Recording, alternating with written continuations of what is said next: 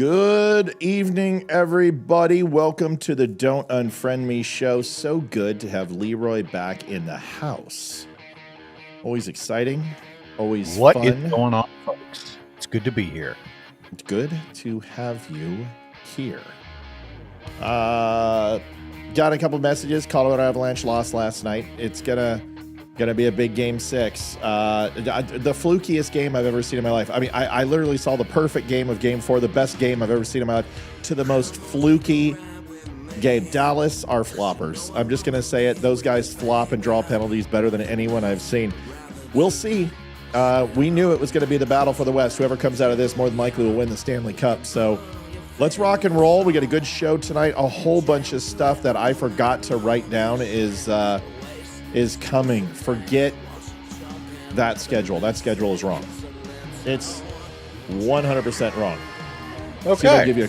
See if I can give you a quick flash of it. Oh, flash me, baby. Nope. Can't do it. Unless I pause. Hold on. See if I can get this up for you guys so you at least can see it. What we're talking about. Ugh, that font's horrible. There it is. Change it to white.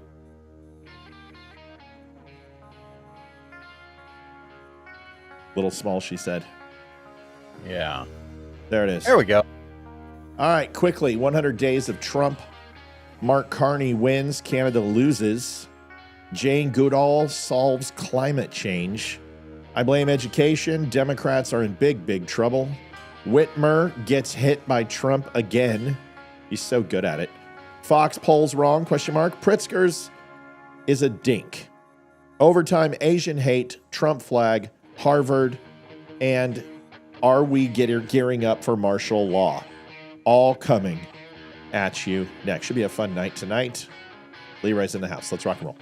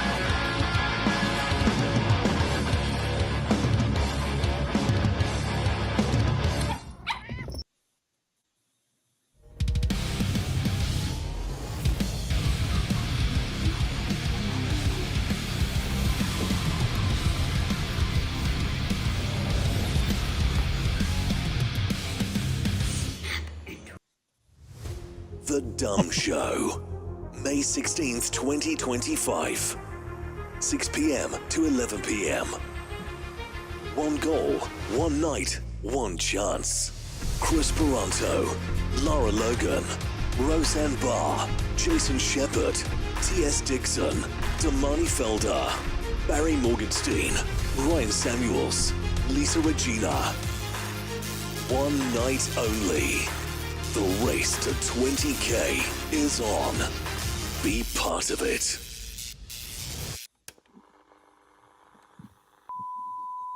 I Adjusting transmitter output.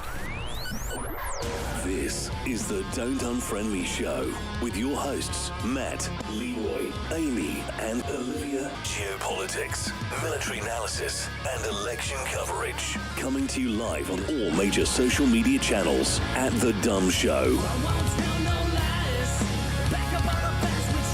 Honest, direct, unfiltered. We can agree, we can disagree.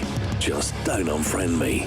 What's going on, everybody? Welcome to the Don't Unfriend Me Show. Leroy and myself are very excited about the 16th. We hope you are as well. You may notice right down here, there is a name, Bobby Richardson. What we've realized, and I just want to be transparent with everybody. First of all, the show will always be free. That is very important to us. And you're not required to pay for the show. A lot of people say, oh, well, they take donations. That means I've got to donate or I can't watch. Of course not. That's not ever what we say. We do donations because Facebook demonetized us a long time ago during the COVID years. And we don't know why. We were never the people that said, don't get the vax. We were never people claiming stuff that was just fake. We just reported on what the World Health Organization, the NIH, and everyone else, CDC, said about COVID, and we always brought facts with it, but they didn't like it. So they took our funding. We don't make any money on the live shows except for donations, and this is our bread and butter. So we did have a scroller that went up here, and it showed all the people who donated. And what that's doing is, we got some feedback, is that a lot of people think those are all the donations we got tonight. And they're adding it up in their head. They're like, that's like thousands of dollars. That's not what's happened. Those people are the people who've donated over as long as it's been since the last 25 donations we've received. So we've taken it off. And what we're going to do is we're going to put the last person to donate on the show, which will be last night's person, which is Bobby Richardson. We received a check from James Cody today, which we talked about on Friday. So thank him for that. That's awesome. But down here, whenever you donate, your name will change and you will get to keep it up until the next person donates. It's pretty simple. And if you want to do that, go to thedumbshow.com/donate, and you can use PayPal, Venmo, or mail it in. That's your choice. And I want to be really transparent. It's been a little tough for the last 2 weeks, and I think the reason why is people are holding for the big show. And I understand. Chuck Peterson said it best. If we hold for the big show and don't hit goal, then all we're going to do is take money from the big show, and it's robbing Peter to pay Paul. And he's absolutely right. We're finding ourselves, kind of tightening the belt even harder because the show costs money and it costs money to run. And that's not your responsibility. It's my responsibility to ensure I give you a product. So either A, I'm not providing a product that's worthy of donations, or B, people are holding for the big show. And I'll be honest with you, I would rather continue to hit goal and let the big show just take place and see what happens than Absolutely. harm our ability to produce. So one of two things. If I need some feedback, give it to me or Leroy, and we'll make sure that we take it in and we maybe change the pace of the show. But my understanding is that that's not it. And we got to somehow continue to make it work, right? And if you are in a position where you can't, once again, it's always 100% acceptable. Watch the show and enjoy. We'll make it. But if you've watched it, and this is your first year, second year, or even first month, and you've put in, a bunch of hours into it, ask yourself the question, hey, does the Don't Unfriend Me? Can I help out the Don't Unfriend Me show? That's pretty much all I'm asking you to do. If you can, great. If you can't, that's also fine. Leroy had something to say. Go ahead. Consistency is key here, right? A lot of times, especially when you're a content creator, when you're starting a channel like this, from Matt and I's perspective, we spent, years and years doing intel. One of the things that I have to do routinely, like literally every day, is I will go through literally scores and scores of headlines. And from those headlines, I'm able to kind of draw parallels in there. And oftentimes that's what comes out on the show. So that's actually what that consistency piece is. We're looking to give you guys, from an analyst point of view, some of those perspectives on headlines that may be strung together. Matt Right. and I were just talking about it right before the show. Right. Literally some stuff with China. So yeah. Yeah. So that's it. I just wanted to make sure people understood, well, why isn't the ticker up there? I owe you an explanation. That's why. And hopefully that answers any questions about that. All right, so let's move on. We got a lot to do, and wanted to touch on that real quick. By the way, once again, you guys saw May 16th at between 6 and 11. Roseanne Barr is going to be here. Chris Peranto is going to be here. Amy, Leroy, Olivia will also be here. They will squeeze in throughout the night and come in for an hour or two and say hello. We'll also have Laura Logan here, and T.S. Dixon and Damani's coming in. So we're going to have a great night. It's going to be lots of fun. So let's get to the first things first, which is martial law. Everyone, and when I mean everyone, it means the left, are all saying that martial law is coming. And the reason why is Donald Trump has put some rules and regulations, revisiting them, and an executive order that he just put out. This is going to be impossible for you to read, so I'm going to read it for you. By the authority vested in me as President of the Constitution, by the Constitution and the laws of the President of the United States, is hereby ordered that purpose and policy, legal defense of law enforcement officers, empowering state and local enforcement, using national security assets for law and order, holding state and local officials accountable, use of Homeland Security task forces, general provisions. This order shall be implemented consistent with applicable law and availability of appropriations. This order is not intended, does not create any right or benefit, substantive or procedural, enforceable at law or in equity by any party against the United States, its departments, agencies, or entities, its officers, employees, or agents, or any other person. Now, the whole reason for this is pretty simple. It's to strengthen and unleash American law enforcement to pursue criminals and innocent citizens. What Donald Trump is proposing here, and it's really important for you to understand, is that we have weaponized agencies that are impotent and can't do things because of district court judges and circuit judges and states' laws. Now, the 10th Amendment is a very fickle thing, but if you have a federal crime committed in a state, the state cannot keep the federal government out and pursuing that crime. But they can make it difficult. They can do what that judge did, which is aid and abet a known gang member, an abuser, someone who choked and tried to strangle a significant other, and help them escape, and gave them a backdoor out. And we held that judge accountable, and we're told that we are Gestapo or Nazi Germany and fascism, when honestly, it's supposed to be nobody's above the law. And Donald Trump sat through this lawfare.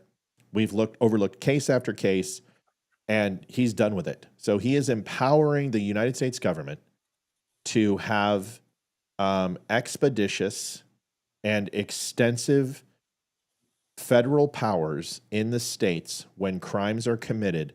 And if the state and local governments are not protecting the citizen, he will.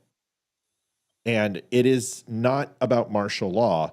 It's about ensuring that the states are holding people accountable and not protecting criminals. Leroy, go ahead. We've been doing this show for how long now? 4 years, right? 4.5. Yeah.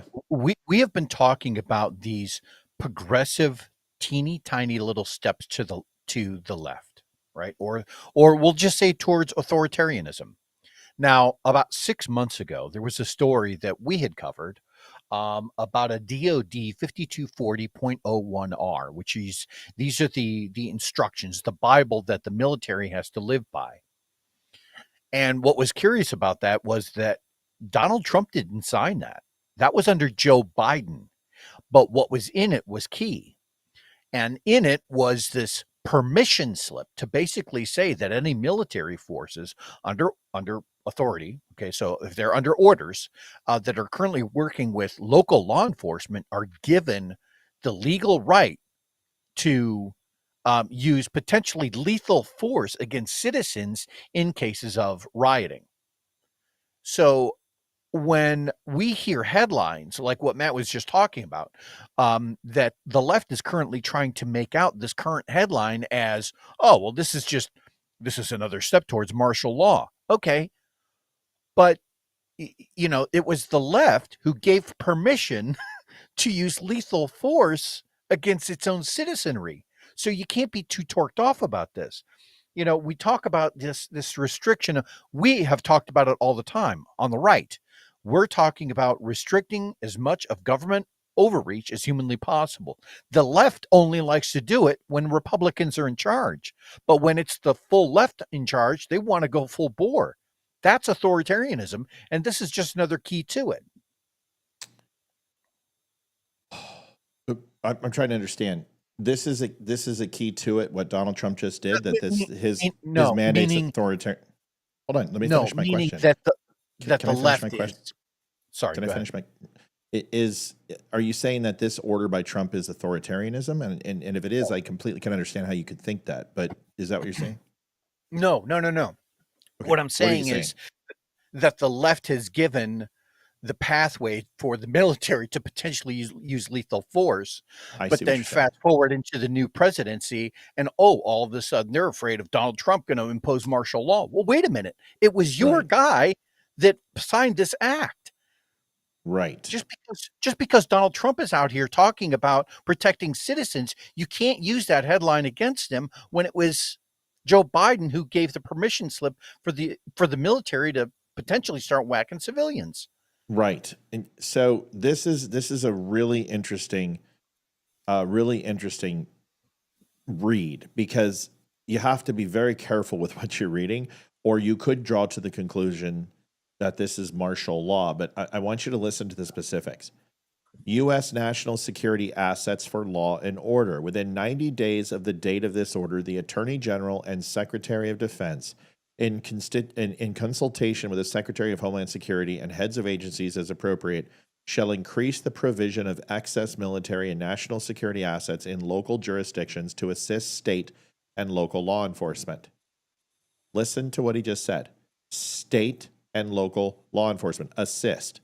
Remember when we talked about he needs to facilitate Kilmar Garcia's, if he wants to come back, facilitate? That's what an assist looks like, or support. That's what facilitate means. Right. So it's an action to create something non-organically. So it is the federal government assisting the state with an order for them to follow their laws when they do not have the support of the city police or state police or highway patrol or sheriffs who are not getting the support from those entities, that there will be military assets available if necessary to go in and assist in these operations. For instance, clearing a building that is a crack house with multiple gang members. This is exactly for Chicago. This is exactly for Watts and Baltimore and other cities. Donald Trump is going to try to clean up black neighborhoods, and I'm letting you know that this is where this comes from. This is very similar to what happened during the LA riots and into Watts when they sent the National Guard and Marine Corps down there. So the next piece, within 90 days of the date of this order, the Secretary of Defense, in coordination with the Attorney General, shall determine how military and national security assets, training, non-lethal capabilities, and personnel can more effectively be utilized to prevent crime. Holding state and local officials accountable, the Attorney General shall pursue all necessary legal remedies and enforcement measures to enforce the rights of Americans impacted by crime, and shall prioritize prosecution of any applicable violations of federal criminal law with respect to state and local jurisdictions whose officials willfully and unlawfully direct the obstruction of criminal law, included by directly and unlawfully prohibiting law enforcement officers from carrying out duties necessary for public safety and law enforcement. B, unlawfully engage in discrimination or civil rights violations under the guise of diversity, equity, and inclusion initiatives that restrict law enforcement or endanger citizens. It's pretty cut and dry. Here's a video. Can you put that back up real quick? Oh, shit. Yeah. Sorry. No, I should have said something before. If you go back, scroll back up a little bit, specifically that piece where the Attorney General shall determine, you're right, don't move, shall determine how military and national security assets, training, non-lethal capabilities and personnel can most can most effectively be utilized to prevent crime. Now, that in stark contrast to the DOD instruction that had come out about 6 months ago, which reads a little differently: assistance in responding with assets for potential for lethality in any situation in which reasonably foreseeable that providing the requested assistance may involve the use of force that is likely to result in lethal force, including death or serious bodily injury. Like, you get a totally different vibe from this one that basically says, hey, they're there for a non-lethal, capacity, versus Joe Biden's order, which was kind of gave carte blanche. Which one is more authoritarian? Yeah, it's a good point. This is, once again, this entire executive order just reinforces federal resources at the state level. This is the federal government releasing power, not increasing it. Listen to what I just said. The federal government is bringing the power of the military might and its intelligence agencies and its law enforcement agencies at the will of the state. That's relinquishing power. It's not martial law. So once again, videos like this, it gives me a headache. Here is oh yeah, show up on May 16th. Here is the video of this genius. I think one of the executive. Whoa, lady, seriously, why are you skipping One around? of the executive orders that Trump signed today might be his most sinister one yet, and that's really saying something. I'm Eliza Orland's career public defender for 15 years in Manhattan, and I have to. Is her audio shit or what? Yeah, it is. Break this down for you. So today's executive order is called Strengthening and Unleashing America's Law Enforcement to Pursue Criminals and Protect Innocent Citizens. Trump is acting like safe communities are the impetus behind this and empowering law enforcement to firmly police dangerous criminal behavior. I love when it's literally written in the order and they're like, no, that's not what it is. It's not what it is. He has ulterior motives, folks. And I'm going to tell you what those are, even though it doesn't say that. Trust me, it's not what he meant. But that's not at Trust all me, the just reality. don't read the words. Right. Just trust my opinion. Trust in my interpretation of this obscure article that I found and how evil Donald Trump is, but don't read that. Just listen to me. Just trust anorexic Alanis Morissette. I will get you through it. How this whole thing is ironic. Don't you really do think? It's like rain on your wedding day. It's like a free ride when you've already paid. It's like having a spoon when all you need is a knife. All those things aren't ironic. But that's not at all the reality of what this executive order does. Dude, in this executive order, he's audio. not just unleashing the police, which he is doing, but he's dismantling reforms, criminalizing equity, and militarizing local law enforcement all at once. No, he's First, not. Trump's order frames progressive reforms as the real problem. Things like anti-bias training and limits on use of force, as opposed to police misconduct and brutality. Just read the subtitles. He says cities need to unleash aggressive policing and stop harmful and illegal equity policy. He wants to replace any effort. Anonymous donated $5.65. Thank you, Anonymous. I love your work. You guys are some of the best hackers on the planet. Even though like an 86-year-old Karen bought your Anonymous account on X and you guys are a bunch of liberals, but this Anonymous is a good person. So thank you for your $5.65. It means a great deal. That make policing fairer or more accountable and replace them with unchecked force. In Section 2, this order creates a legal defense Still points in the house, folks. fund for officers who might get sued based on their official actions. Meaning, if a cop kills someone, don't worry, the federal government will defend them, no questions asked. All right, I can't deal with this shit. What you're doing is you are mansplaining as a woman. You're sitting here and talking about things you have no idea about. You're not a law enforcement officer. You're not military. You don't understand the Uniform Code of Military Justice. You obviously haven't picked up the Constitution. Everything he just did is within the 10th Amendment's powers. The states are being hamstrung by governors, state legislatures, mayors, gubernatorials who are absolutely progressive. They are putting in progressive DAs who will not go after for state crime. So the federal government is saying, okay, well, if you come in here illegally, it's now a federal crime. And we are going to have chaperone agencies available for you, local sheriff's department, to go and arrest them under federal mandates. That is not establishing more power for the federal government. It's releasing it. It's empowering the states to protect their constitution. The very actions he is saying is you should not fear doing your job. Now, if you're a bad cop and you go out and shoot somebody or you start dealing drugs, okay, well, we have a processes for that. We have investigation bodies who will come in and root out that crime.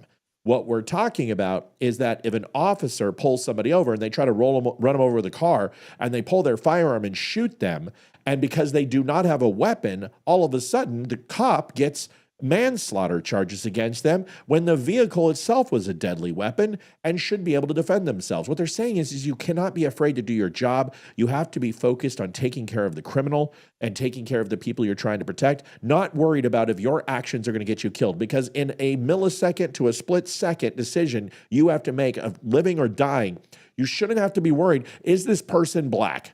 Is this person a certain height? Are they a certain weight? Am I in danger of my life? By that time, you're dead. That is what this thing is saying. So once again, liberals is doing what liberals always do. Leroy, put a button on this so we can move on.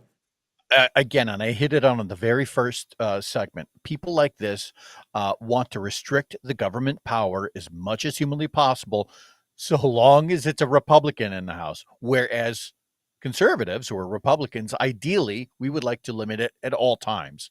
But if you fast forward or if you go back 4 years, this had been the same person who said, oh, no, now we need to give the government even more power, right? Right. So it's this hypocrisy at its very core. It's pretty lame, to be honest with you. Folks, we'll be right back. Started off $5.65 tonight. We did not hit goal last night. Although Mr. Honeycutt came in with a late $100 donation, I want to say thank you. I still think we were short like by $35, but wanted to thank Mr. Honeycutt for an amazing donation. Folks, do me a favor. Since we just got everybody here and we have a lot of people in, we're going to do a quick promo on the May 16th show and reload our next topic. Stick around. This is only about 48 seconds. The Dumb Show, May 16th, 2025. 6 p.m. to 11 p.m.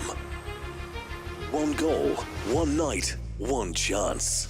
Chris Peranto, Laura Logan, Roseanne Barr, Jason Shepard, T.S. Dixon, Damani Felder, Barry Morgenstein, Ryan Samuels, Lisa Regina. One night only. The race to 20K is on. Be part of it.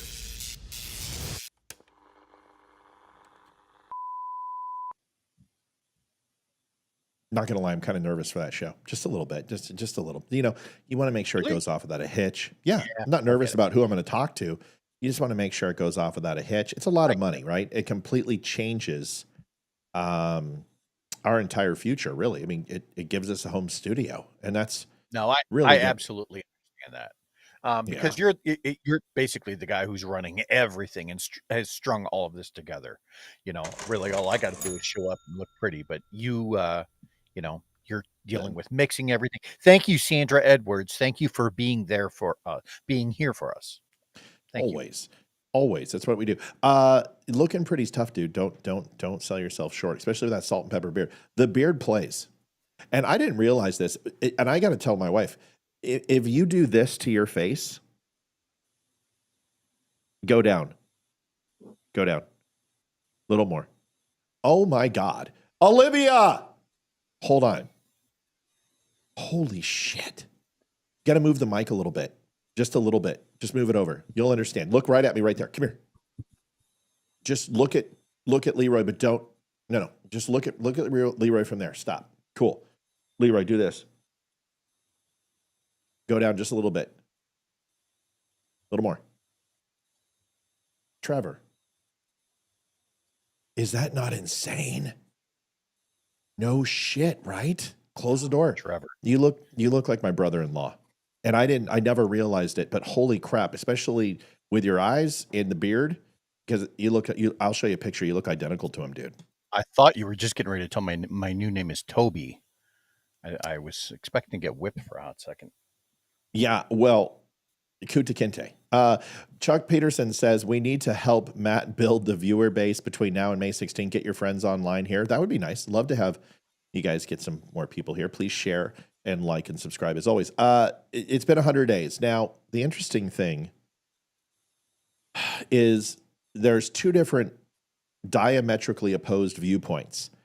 Republicans are saying, hey, it's 100 days of Trump, and Trump has a fantastic rally and, celebrating some things. And then the left are like, this is the worst presidency ever. The polls are just demonstrably bad. Folks, real quick, people were asking, I got to do this. Sorry. I read Is it comments true, and though? No, because we're going to talk about it. We're going to talk about it. Hold on. I got to show this real quick. Then we can talk about it. The promo is officially done. I'm not going to release it until May, though. But this is ultimately what the promo is going to look like. You've got Facebook banners. You've got Instagram banners. You have streamers, so you can use those. And we have full Instagram straight up and downs. So all the promo is ready. I've got videos for you. I've got the sound files for you guys. So all this is coming, and you'll be able to share it all. I will schedule the show on May 1st, but I want it 16 days. It's too far. When it's in this month, it's way too far away. You got to do it in May. You give people 2 weeks. It's close enough where they feel a sense of urgency, but not so far away that they don't care. So just trust me. Is it true, though? I don't know. We're going to watch a video from our favorite people over at the Lincoln Project. Then we're going to talk about it. We're going to talk about Donald Trump's first 100 days. And Leroy and I are going to do one thing. We are not going to look anything up. Leroy's typing. I'm not going to look anything up. I'm going to go off memory. And I'm going to tell you what I like about the first 100 days. I'm going to tell you what I don't like about the first 100 days, because there's some things I don't like about the first 100 days. You need to also tell us what you think that there's some things you don't like, and we'll talk about it in a second. But Lincoln Project, they're full of shit. But let's watch them anyway. We love these clowns. And we will go from there. Here, listen. Ask yourself. Oh, wow. Okay, hold on. Remember, I had to turn it up for that dumb broad. Are you better off than you were? Ask yourself. Are you better off than you were 100 days ago? Trump came back, not to lead, but to punish. He purged loyal Americans from government, fired heroic generals, demanded loyalty over competence, turned the Justice Department into his revenge machine, let this guy steal your private data, and wreck Social Security. Our allies betrayed. Ukraine sold out to Putin, turning our government into a police state, kidnapping American citizens, sending innocent people to foreign hellholes, snatching students off the street for tweeting. Then came the tariffs, markets crashing, retirements wiped out, America isolated, weak, China winning the trade game. He pardoned terrorists and criminals. This isn't a second term. It's Trump's second chance to end America, and it's working. So no, you're not better off. You're not safer. Nothing is cheaper. The economy is worse. Our country is in danger. And you're all Just gonna imagine die. what the next 100 days will bring. Not a single word of that was true. Yeah. But congratulations Not on the a single entire word. 1 minute and 8 seconds being an entire lie. But we're going to talk about it. Let's talk. And Sandra Edwards, thank you for your donation. I forgot to thank you myself. Let's talk about it. All right. So let's just tit for tat. Okay. We'll do this. I'll say something good. You say something good. Then we'll say something bad. And we'll say something bad and see where we end up. Is that fair?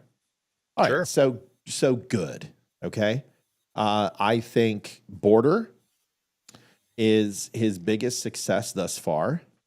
As far from a national perspective, I think the border is secure, and we have seen, from 3,000 to 5,000 crossings a day to, I think yesterday was like 326.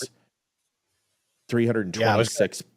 I was going to say, I heard that a number that was tossed around that it was actually lower than that, but yeah. I didn't finish my thought. So it was 326 interactions that weren't all border crossings, but we're talking interactions, which would be citing cartel, citing Coyotes. Bobby Richardson, no other show in the world. Thank you, Matt and Leroy. Love you all. 51.99. Thank you, Bobby. She didn't like having her name off of there, so she put it right back on. You see that? Nobody puts Bobby in the corner.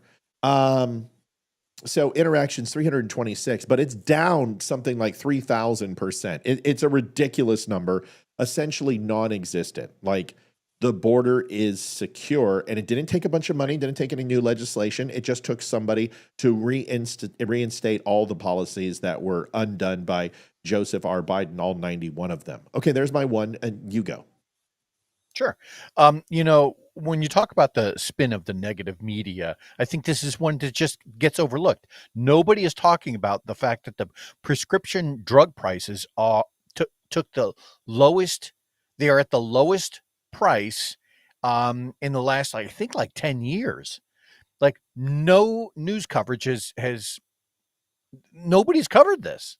Like, Okay, why not? You're so focused on getting the negative media out there that nobody's acknowledging the fact that prescription drug prices have dropped the lowest percentage in years. No one. I'll tell you. So there's our two goods. Okay, and there's plenty more. All right. So what's the next one? Give me something that is not something you're stoked on. I didn't like the way that he was using tariffs in a he would try to renegotiate. So if a country did finally capitulate, the rumor mill was that, and this wasn't just rumor mill. I mean, Victor Davis Hansen also covered this, that he would then go back and try to renegotiate his negotiations, which I did not like that. Are you talking about specifically with Mexico and USMCA, or what are you talking about? I think it was Canada, Mexico, as well as the EU. USMCA. Yeah. Okay, so NAFTA was there first, and then USMCA was done in 2016, which was a bipartisan bill for essentially renegotiating the North Atlantic Free Trade Agreement. And USMCA stands for U.S., Canada, and Mexico for those people. So here's my question. If he negotiated that in 2017 and had a certain specific number of tariffs, and the entire global trade market changed due to inflation, transitory inflation that lasted, well, up until today, I love that word. Shouldn't the United States have the ability to go back and renegotiate those terms? That was the question, right? Yeah, I think so. Yeah. Okay. The headline, as I understood it, was that this wasn't from 4 years ago or 2 years ago type renegotiations of tariffs. I mean, in the last 100 days, like he would make an approach to a country, say, hey, this is going to be our new terms. Somebody might agree to it, and then he would go back and try to renegotiate. I didn't necessarily. I see what you're saying. Yeah. You know what? Listen, I think I agree with you. I think the tariffs have had a negative impact in several situations. One is it's had a positive impact on the global market, in my opinion. I believe Absolutely. It has brought more countries. Listen, I'm going to break some news right here, and it's not even out yet, and you're not even going to hear. India is going to have a deal done here in the next 24 to 48 hours. True. And the fact that India, that's huge. That is massive. That is incredibly big. Because Trump is flirting and he's like the prime minister. Well, all I did was go ahead and break down the prime ministers of all the different countries that he would actually care about, then take the top three of who he would want to get a deal with. One of them wasn't going to happen because they're limey blokes and they're going to sit on it because they have to get approval from the EU. So that's not going to happen. The other one is Canada. Right. We know that's not going to do because Carney just got in. So it's India. So that's how you figure that shit out, by the way, folks. It's going to be India. And that is a massive. They are like our third biggest trade partner globally. And that is going to put pressure on China because India and Pakistan they're literally on the precipice of war. People are worried about Taiwan. People are worried about Israel. But India, Pakistan is a place where people should be focused and a little bit nervous because that shit's going to fire off again. And nobody wants that because they both have nukes. Leroy? Something else that was covered very recently, and I mean recently as in today, was that India, because of the news that Apple is up and moving all iPhone production over to India. And India already had, I want to say it was like a quarter or maybe 33% of all global Apple output. But now they're going to get all of it. And that's not going to be an easy transition. That's not going to be something that's instantaneously. So if you have a newer iPhone, hang on to it. But that being said, something else that wasn't discussed was that India, as of today, is now imposing a 12% tariff on all Chinese goods. Why is Oh, that I wonder important? why. Wonder why. Yeah, makes sense, right? Wonder So why. when you hear that all of these countries are all butthurt because the United States is imposing all these tariffs, hey, guess what? These countries are also doing it to China, and in a sense, it is isolating China into a fiscal corner, which is really a cliff, and they're about to fall off it. Interesting. Evelyn asked a question. She says, Canada thinks they can do without our products, so I think USA can do without Canada products. What do you think? Well, listen, if you have a trade deficit, it's usually because you purchase more than they buy. That's why a deficit takes place. Very rarely is it overall cost of goods that happens there. Usually we buy more at an even keel without imposed tariffs. Now, Canada has like 8,000 different tariffs on our products, but that's not the reason we have a trade deficit. It's to somehow balance Canada's deficit with us so they can have a surplus because they buy less. Mel Low, 103.48. If every viewer donated $1 each night, goal would be met. Yes, it would. Thank you, Mel. So much, Mel. Yeah, we love you. God, amazing lady. Yes, she is. And feeling much better with her arm, by the way. Well, no, I can't say that. She was feeling like absolute dog shit yesterday, but I'm assuming she's feeling better because she probably has a whiskey or two in her. She's had a couple cigarettes, and hopefully she's feeling better. By the way, smoking doesn't help the capillaries, especially with an injury. I'm just letting you know you should probably stop. Moving on, Canada has to have the United States for trade because nobody else is going to buy lumber. And Canada, we consume so much. The long game of this is a short game for other countries and a long game for us. China cannot, they need us. Nobody's going to buy their cheap goods. Canada needs us more than we need them. Yes, we're going to feel some pain. We're going to feel some pain points. We're going to have some empty shelves. We're going to have some vessels that are not going to be docking. We know this. And anyone who, Trump ran on this, but you're getting a renegotiation taking place. Let me explain something. We are taking in $2 billion in revenue every single day. We were paying $1 billion in interest every single day. That should help people a little bit with this, just a little bit, to say, wait a second, billions do matter. Yes, because billions equal trillions on a long enough time scale. So if Donald Trump can continue that the tariffs are productive and remove those tariffs and get better trade deals, he's getting the same exact thing without the negative connotation and the market instability as tariffs. That's why he's doing this. He doesn't want tariffs on. He's saying he does. Oh, well, I'm going to get rid of income tax, so I got tariffs. He says the extreme in order to make the not moderate seem acceptable. Okay? That's the game he's playing. That's what he's doing. He's telling you it's the ocean, but really it's a kiddie pool.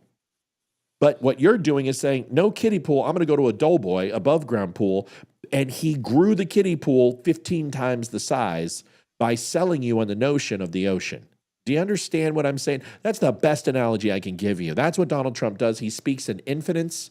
He speaks like a Sith in absolutes. Sure. That is who he is. Go ahead, Leroy. I read an interesting statistic the other day when I was going over some of the financials, is that if China were to drop off the face of the planet tomorrow, our GDP would be affected by about 8%. Okay. Now, roles reversed. If the United States were to drop off the planet tomorrow, China's GDP would be affected north of 35%. That's the imbalance that we're talking about. Yep. So when Matt and I say that China needs us way more than we need them, we've talked about it before in the show. If we catch a cold, the rest of the world gets a pneumonia. Yeah. So these are very, very good moves for India. and I'm really pleased with that. And China can suck it. Yeah. So let's continue on our thing. Somebody said, Matt, Amazon was going to put tariffs on their product. The interesting thing is I've done some digging on this. I have a good friend of mine who is the vice president of marketing for Amazon, and I knew him from Apple. And I asked him a question. I said, dude, do you see how putting this on tariffs is going to drive people to U.S. made products? And he goes, absolutely. The problem is we don't have enough U.S. made products to go ahead and turn people onto different products. So I said, absolutely. I think everyone knows that. And I said, were you guys going to do this? And he's like, I don't have no fucking idea where this came from. He's like, I'm the VP of marketing. This would come by me. So Donald Trump comes on and goes, hey, I talked to Jeff Bezos. Jeff Bezos says he's not going to do it. But Amazon is saying, we were never going to put labels on products of what the tariff costs were. That we weren't going to do that. So I want everyone to like slow your roll. Bezos is very pro-Trump right now because he has to be. I can't imagine during next election that he's going to give millions and millions to his campaign. I think they want Trump out, but as of now, it's the enemy you know, and that's the way they see him. But I don't know if Amazon was going to do this. Everything I got out of this is that Amazon in no way, shape, or form had any intention of applying tariff tolls on their products. But I think it's a great idea in a year and a half. And if we still have tariffs in place and we're still in a trade war with China, which is very possible, and I'm fine with that, then put it on there and have it. How about this? Instead of doing that, show an American alternative. Make your Amazon top picks, which you guys are great at, make it American based and explain it. This is going to be a little more expensive, but this is why it's more expensive. You're buying your vitamins from China. Or would you rather have your vitamins made in the USA? Your cotton is free out and radon and dipped in, yellow dye number 5 from China, or you can get American homegrown organic cotton. Folks, that's a good idea. That's a great marketing idea. And I did tell my friend that and said that's free. Moving on. Okay, next thing, those are the things that we didn't like. That was what you didn't like. I didn't like. I think the Kilmar Garcia thing was an unforced error. I think it was stupid. You should have ensured that you got a judge to revoke his temporary stay status and then deported him. And the good thing is that's what they're doing now, right? So they're not doing hearings because nobody cared about 2.6 million from Obama. Nobody said anything about due process. Nobody cared about Joe Biden. If you look at George Bush Jr. and look, it's like 600,000 illegals deported. You look at Donald Trump, 375, 2.6 million for Obama, Biden, and Biden by himself was like another 1.7. Democrats ship out more illegals than anyone. And the reason why, if you don't know this, is because they allow them to flood in. And the only way not to have them shipped back out is to remove all the Border Patrol. But those interactions were so incredibly heavy, like 5,000 interactions a day. Debbie Hensley, $1. Okay, Mel, I'll start it. Thank you, Debbie. So that bothered me. It's not, they even admitted they were wrong. They even said that this was an oversight. That's fine.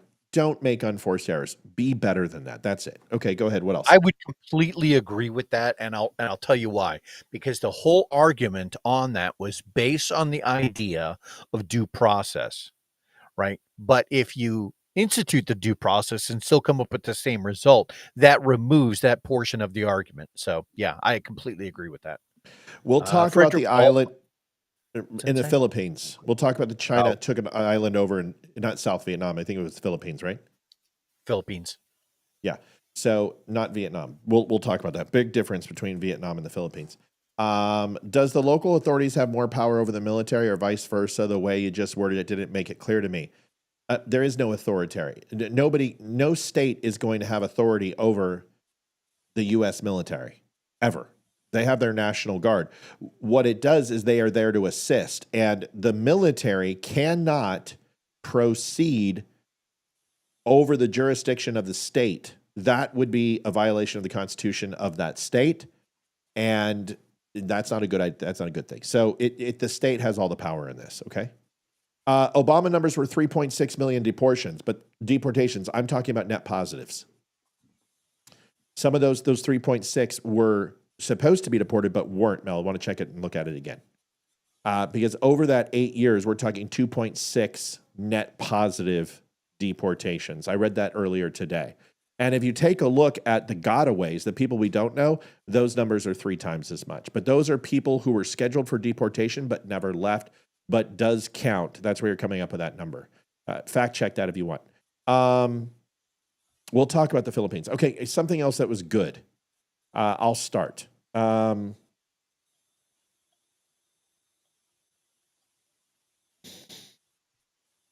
I like the fact that, okay, you know what? I'll just make it simple. USAID.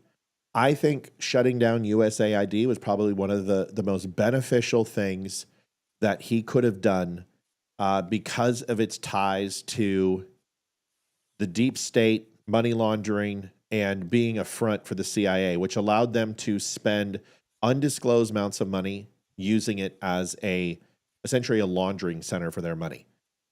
Everybody knows that. It's the best kept secret in the frickin' Washington, D.C. Anybody who's worked for an intelligence agency knows that USAID was essentially just a scrub, a front for the CIA to pump monies into foreign countries to buy and get weapons off the black market, or pay for independent sources, or buy off local governments, or hire a local militia to create an insurgency. This is what this money was used for. Yes, it did some other things, but I don't care about those other things because you're throwing the baby out with the bathwater with that one, unfortunately, when it comes to that, because if you remove any of those other programs, you're not even going to make a dent on what the CIA was doing, because when I say this, it was in the hundreds of billions of dollars. Okay? So I'm happy about that. Leroy, what's another thing you like? God, there's so much, and I think you've covered on the 2 of the bigger ones already. Gas prices have come down, right? Right. I think, why? And why did they come down? It's funny you mentioned that, because just today there was a story that aired that he is trying to lift the restrictions on offshore drilling. Right. And what that's going to do is enable an additional up to 100,000 barrels to be injected into the American system every day. What does that do to our prices? Brings them down. Right. So he has lifted the heavy hand of government on oil companies to say, go do your thing. And that has been amazing. Like when I first got my car, like gas was 4 and some change. I just paid like $2.20. And that was granted, Right. that was on base, but I mean, literally in half. That's fine. amazing. I've seen bases be, well, they're usually lower than the local state taxes. So that's not true. Japan, though, like it was always cheaper in town than it was at the base, which is incredibly crazy. But it doesn't matter. The point is, don't drive in Japan. You're just asking for death. So great. So a negative. Give me another negative. Oh, I struggle with the negatives right off the top of my head without looking it up. I can't think of that. It's many, okay. You honestly. don't have to. I can't think of that many negatives. Okay.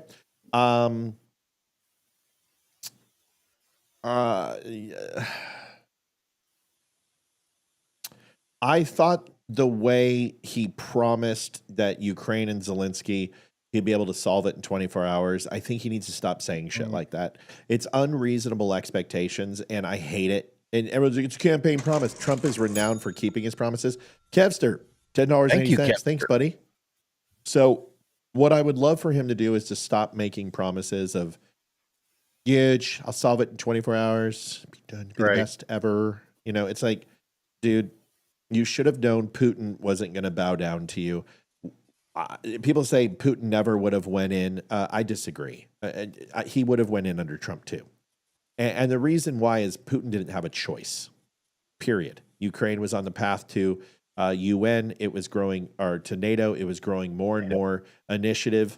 That would have killed him. The Black Sea was in contestation. Ukraine was militarizing. They were expanding. No, I just don't see Putin would have pushed Trump too. It comes down to this. Vladimir Putin is a POS. Zelensky's a POS. They're both POSs. I could give a shit what happens to either country. If Russia didn't have nukes, I would say let them bloodlet. Like let them kill each other. I don't care. Like let Zelensky go in and ride to Moscow. Go for it. Put him on a tank and let that stupid son of a bitch on a little step ladder ride to Moscow. Have Putin ride on a bear and have Zelensky ride on a hog, and have them have swords and have a sword up on the hill of Gastov. I don't care. I don't care. But Russia has nukes, so therefore I now care. They're both corrupt countries. We know who they are. I just think he shouldn't overpromise and underdeliver ever. This whole thing with Ukraine has always been to me like when you listen to people on the left talk about the war, they always paint Ukraine as these holier than thou saviors who somehow levitate above everyone else, when in reality it's just like the Hatfield and the McCoys, man. Right. This is the Crips. This is the Crips and the Bloods, and neither one of them are innocent. You know, and you have to realize that these are two rival gangs. Yeah, they're both Russian. You're somehow trying to put your stamp of approval on one side. Yep. What kind of a POS are you? You know? Yeah, it's true. Listen, I'm with you, dude. I feel for Ukraine. I don't want anyone to die. I don't want people to die in Gaza. But this is war, and they've been at civil war since 2015 when we went ahead and installed a government there. So listen, folks, this is what happens when we install governments. They fail. This shouldn't be a shock. And why people are shocked, it baffles me. Something else he did really, really well. I have to say he's using executive orders sparingly and the way a president should. He's not declaring moral superiority. He's declaring lawlessness is no longer acceptable. Gulf of America thing, listen, people are saying that was for drilling rights. It doesn't matter. You can change the name all you want, just like you can change the title of a car. It doesn't matter. Legislation is legislation. It covers the body of the water. It doesn't cover the name. He changed that. To me, those things are just Trump. And honestly, is it an executive order to rename a Gulf? Well, it's renamed on Google Maps. It's renamed on Randall McNally. It's renamed on the Globe. So looks like it worked. There's some overreach there, but predominantly all of his executive orders, I'm like right on, because these are the enumerated powers of the president. They fall under that. The constitutionality of them is being challenged based upon corrupt judges. We know this, but Donald Trump is following the letter of the law. And when it came to Kilmer Garcia, he didn't go and get him because he doesn't have the authority to go into Venezuela, El Salvador, and just take him, because that would be a declaration of war. These things are ridiculous. Everything he does, and it doesn't matter what he does, they have a complaint. I think we haven't exhausted nearly half of the good things. I mean, you can go into increased tariff revenues, brought in $2.4 trillion in America investment, created more jobs in his jobs report, declassified JFK and RFK files, supported U.S. manufacturing and workers, slashed waste and fraud and abuse. Go ahead, give me the rest. One thing that I was going to say when it came back around to me was just the mere pace at which he's getting all of this stuff done. There's never been 100 days that has been so packed full of activity. And I think, and I see the strategy there, it's to move so fast that the left literally cannot keep up to insert their moral outrage. So that pace, to me, that's an accomplishment within itself. Well, look how many American POWs, or not POWs, but hostages he's brought home. That's a huge thing. He did this with North Korea in his first term, but he got Americans released. This is a big deal.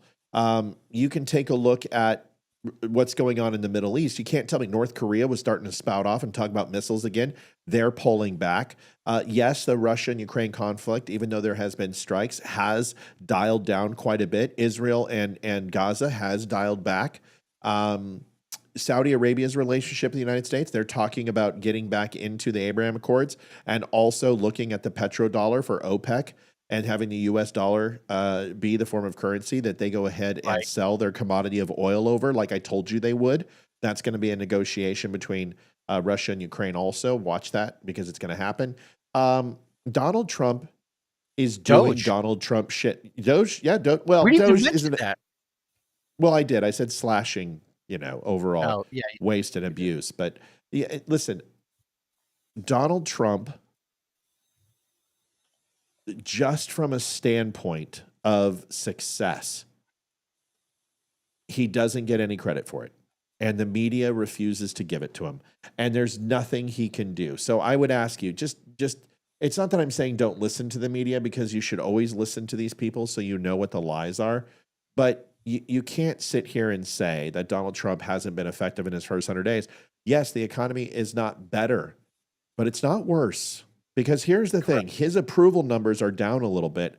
That's fine. You know what isn't down? The way of America's future. 76% of America believe that we're on a better course than we were a year ago. That number has gone up. So they may not be happy with what's happening with Trump. They're upset, but they're still looking forward to the future under Trump than they are over Biden. That is a huge accomplishment and something you need to remember, because they're saying we're not happy with him right now because this really hurts and it really sucks and not everything is better than it was. But what they're saying is we still believe that it's going to be. We have a more optimistic vision of what's going to happen a year from now. That is good for Trump. Listen, he's not perfect, but gas is lower. Eggs are in stock now. I had some problems with my yogurt. I couldn't get my yogurt anymore. Yogurt was off. I couldn't get any. Right now, it's egg whites are kind of hard to find. These things will get better. Mama Judy. Okay, Deb. $1.53. Okay, Deb. I'll see ya. So it was everyone give $1 is what she said. Remember? Someone else said one of the things that he did that they didn't like, and I agree too, is the 51st state for Canada shit. Yeah, that's listen. Yeah. If Canada is so fucking sensitive, no offense, guys, that Carney won because of what Donald Trump did, that just shows you that, no offense, you guys didn't stand a chance in hell. That's it. If you believe it's anti-Trump sentiment, well, Trump was still president. They were going to vote against him anyway. Poilievre had no chance. And I don't care what the betting and gambling numbers were. You could just look at the polls. Now, Canada at least did the smart thing, which is not giving him a mandate. And we can talk about that in a second after Leroy says this, and then we'll be right back after a brief commercial. Well, I caught part of the campaign slogans that were being tossed around. I caught part of the speeches. And the speeches, even though it's Canada, were all about Donald Trump and Donald Trump's relation, the United States relation with Canada. And they were all painted negatively. So for a president of a foreign country to not necessarily focus on internal policies, but to solely focus on, well, this is because of Donald Trump, we're going to have to do this. Or because of the authoritarian Americans, the fascist Americans, now we're going to have to do that. That tells you the mindset of the average Canadian voter, not counting you, Mel, not counting any of the Canadians who are currently watching. But I will say this, that message was leveraged by, what's the guy's name again? It wasn't Poliarny. Carney. There's Poilievre and Carney. Poilievre was the guy we wanted. Carney actually won, and it was his message that was painting Donald Trump negatively that ultimately won him. Poilievre did the same thing. He tried to separate himself from Trump because he read the polls. Folks, this polling was here before Trump said anything. Poilievre started disassociating himself with Trump early on. Come on. We covered this. Canada doesn't like Trump. We know this because of Trudeau. Yes, we understand. What do you mean I don't understand the media? It's highly suppressed and state funded. You mean just like the United States, Greg? So here is the video. We're going to watch this. No, we're not. We're going to do a commercial. We'll be right back. The Dumb Show is built on real conversations, raw, unfiltered, and fearless. Big Tech didn't like that. Facebook pulled out funding, tried to shut us down. But for over a year, You, our incredible viewers, have kept us going. Your support, your donations, your time, it all matters. Most of you spend 10 plus hours a week with us. Compare that to Netflix, maybe 5 hours a month. We believe we're worth that time, and we hope you do too. But listen, we don't want giving to feel like a burden. We want it to feel good. So take a second to ensure you're in a good spot. If you're in a place to give, that will be amazing. If not, just liking and sharing helps more than you know. Visit thedumbshow.com/donate. Whether it's PayPal, Venmo, or mail, every bit helps to keep us going.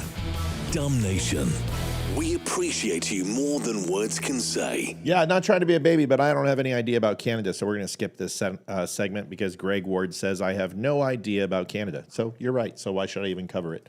We're not going to talk about Canada stuff anymore. I am so sick of you fucking babies. Okay? I'm just covering the news. I'm just telling you what do you mean I don't understand what state media is? Let's see. My main theater of operations was Russia, spent time in China, spent time in... focused on how many other different countries. You don't think I understand what a state-run media is? You don't think Leroy knows what state-run media is? Oh, Listen, boy, do I have a doozy of a quote for you if you didn't think I understood. I'm sorry you're upset. You know, I get it. We had to deal with Biden, but take your fucking medicine and don't take it out on me. I'm just trying to give you the news, man. I'm trying to do what you asked me to do. So I'm sorry you're upset. I get it. I wouldn't be happy either. It's not all doom and gloom, dude. He doesn't have a mandate. I'm going to go over it right now. Would you like me to do it, or would you just like to skip the segment on Canada? Just let me know. I'll wait for your answer. Have I lived under it as your home? No, I've never lived in Canada. No, I haven't, Greg. But I've lived in the United States, where 93% of the media donated to Hillary Clinton and Joe Biden.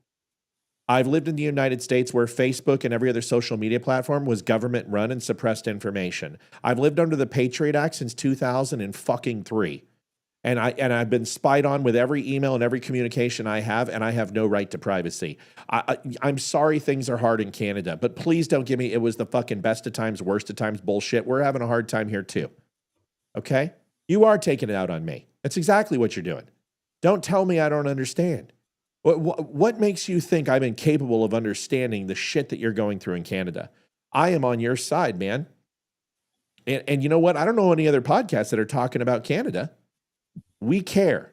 We love our Canadian viewers. But don't give me any bullshit that I don't understand what a state-run media is. It's just a ridiculous notion. I used to sit in that jick and watch CNN and watch C-SPAN say shit that was completely just 100% a lie based on the intel traffic and all of everything that we just watched. I have seen cover stories planted. I've seen newspapers printed 24 hours before the event happened. Don't give me that I don't understand what state-run media is. I'm a JFK guy, dude. If you think that I don't know what control of media looks like, then you're just discrediting me. In a lot of ways. So yeah, I take offense to it a little bit. Go ahead, what?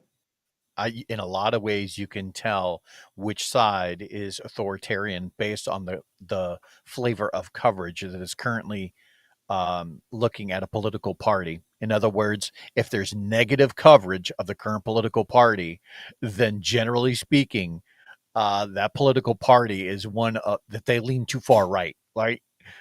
Right. But if the coverage is largely favorable, like in Canada, like in China, then guess what? That is all state funded. They're there to brainwash everyone who's watching. If Donald Trump is the reason why Polyev didn't win, then you lost a long time ago.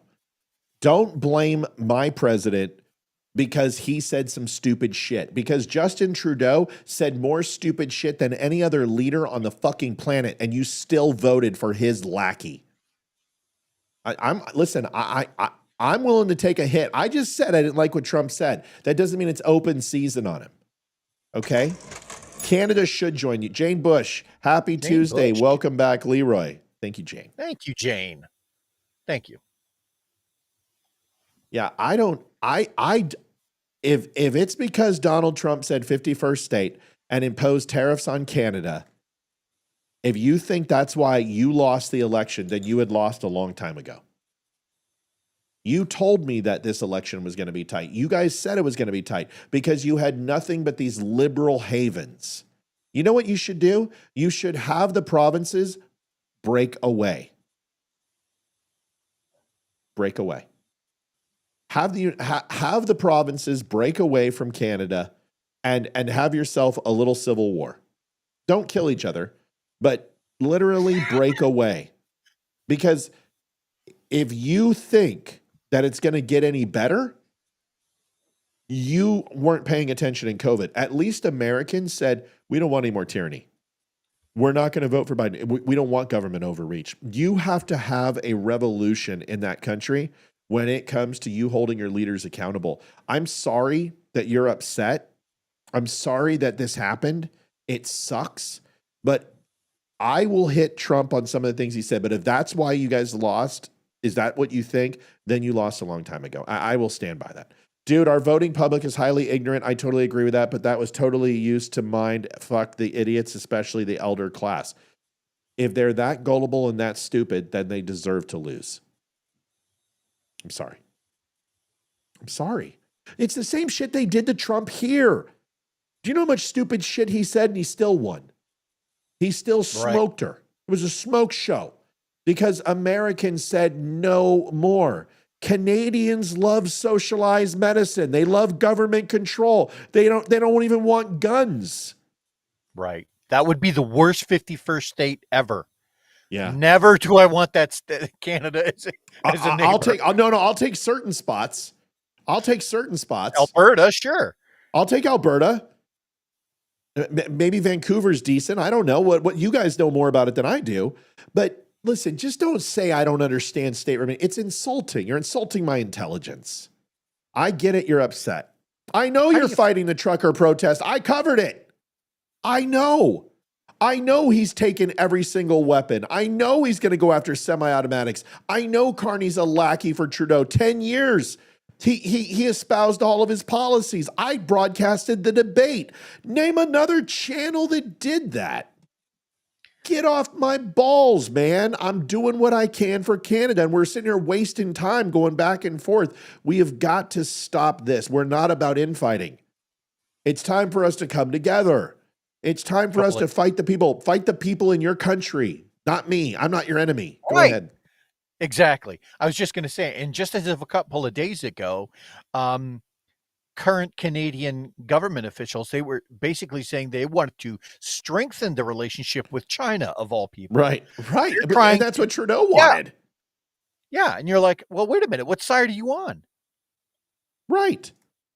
Listen, you guys are getting closer to socialism than anything. You've got state-run media. You got $10.80, CJ, going through some hard times right now. Hopefully back on my feet soon. Thanks for being here, CJ. That's enough and always so much. Absolutely. Saskatchewan, Alberta, Manitoba, rural British Columbia, New Brunswick, Ontario, outside Toronto. Take Ontario. We will take all of those provinces and districts. Thank you very much. Bring them on. Those are all the conservative and moderate areas. The rest are liberals and they can all go to hell. Okay? If your people screw around with misinformation to manipulate your people, that's one thing, but he had no place pulling the 51st BS. Sure he did. He had every right to do that. It doesn't mean that I agree with what he did. It was on the Albertan license plate for 10 years that they were petitioning for that. Yeah. We have free speech here, dude. I don't know what's going on in your country, but my country, the President of the United States can say whatever the fuck he wants. If you don't like it, pick up a rifle and stand at post. Invade the United States. See how that plays out. Greg, you and I are not going to see eye to this. This might be where our relationship ends after a long period of time. Because I'm telling you, if you think I'm going to turn on President Trump because you got your vagina hurt that he said the 51st state, I don't fucking care. I just called him out on it and said it was a bad choice. But it doesn't mean that he doesn't have the right to say it. He can say whatever the fuck he wants. He is the leader of the free world. We have the strongest military in the world. And if you want to get froggy, jump. You're not going to get me to turn on Trump, dude. He has a right to make mistakes. He makes many of them. So does Trudeau. Canada made their own. When you instituted a socialist little cocksucker and then went ahead and put in another one right behind him. It shouldn't have been close at all. And I'm sorry because I understand what you're going through. I get it. This sucks. But dude, If your people can't see what happened with the trucker protest, with the seizing of bank accounts, with the removal of 9mm and now going after semi-automatics and disarming the public, if you can't see his overrule of kissing China's ass and Trudeau, if you can't see all the things that they did with the New World Order and the global trade mart and lowering the quality of Canadian influence and the relationship between the United States and Canada at the tit of China, your people should have voted completely opposite of what they did. They didn't, because Canadians, not you, not Mel, not Thomas, not the people I love and care for, okay, not Tuner. I care about you guys. I'm not talking about you.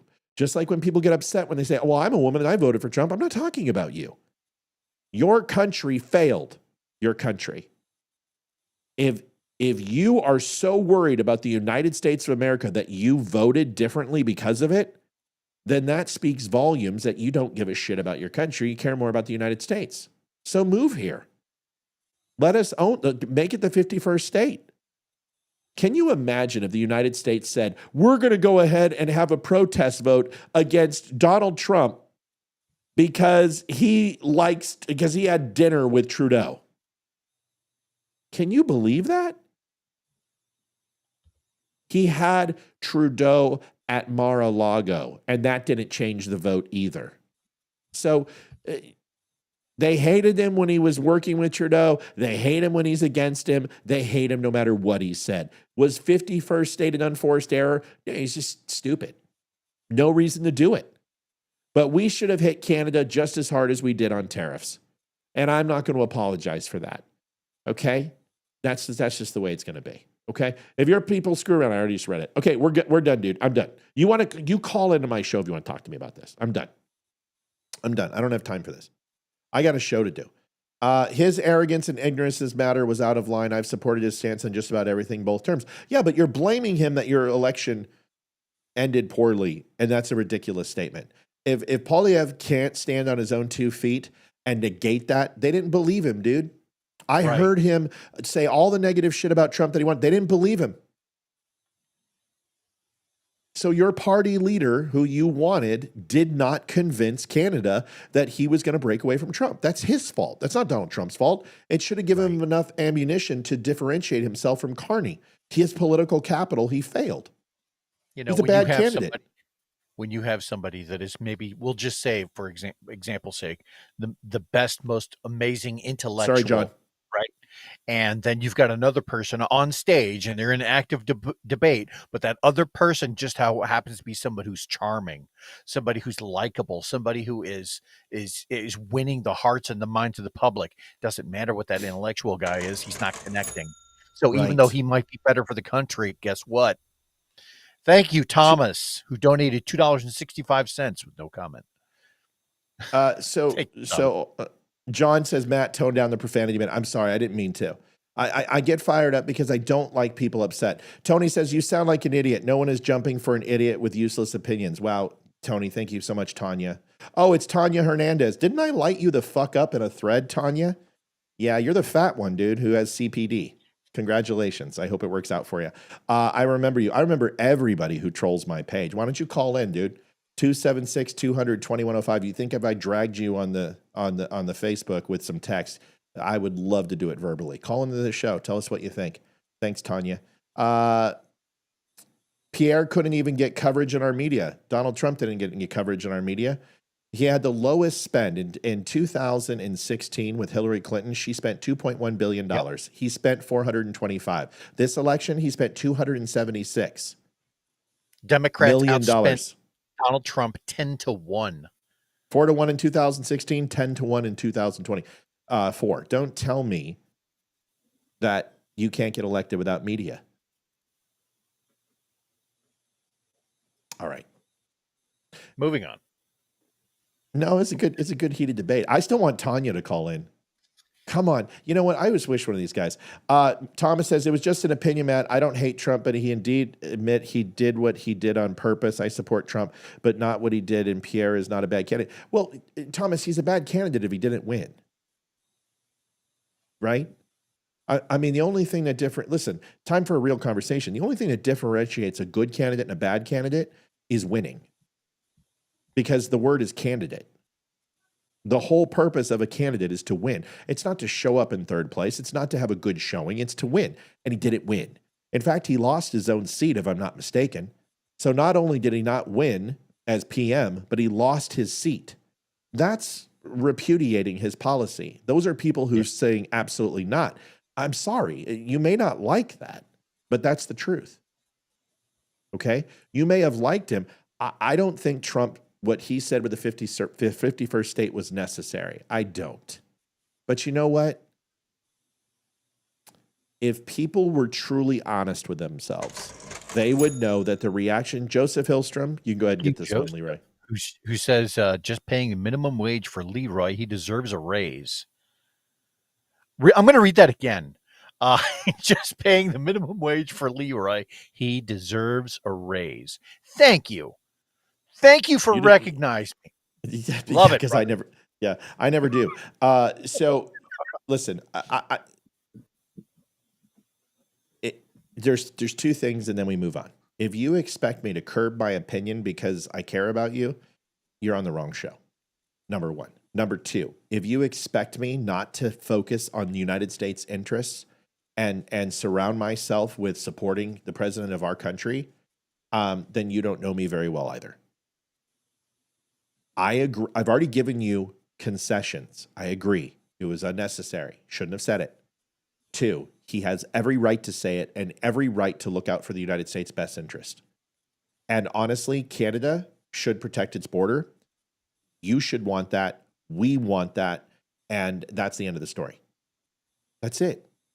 And if Canada would have done what they were supposed to do, and Trudeau would have protected the border and not allowed hundreds and hundreds, if not thousands of miles unprotected in the Northwest, in the North, and the Northeast of the United States border, and actually followed through with what Trudeau promised, I think he would be more acquiesced to being a little bit more positive. But when Poilievre is up there talking shit about Trump and you expect Trump to endorse him, you don't know anything about Donald Trump. Yeah. Because that's not what he didn't play that game. And he said what he wanted to say, and good for him. It's freedom of speech. This is our country. This is what we do. Pierre couldn't even get coverage. Okay, we already read that. Okay, are we done?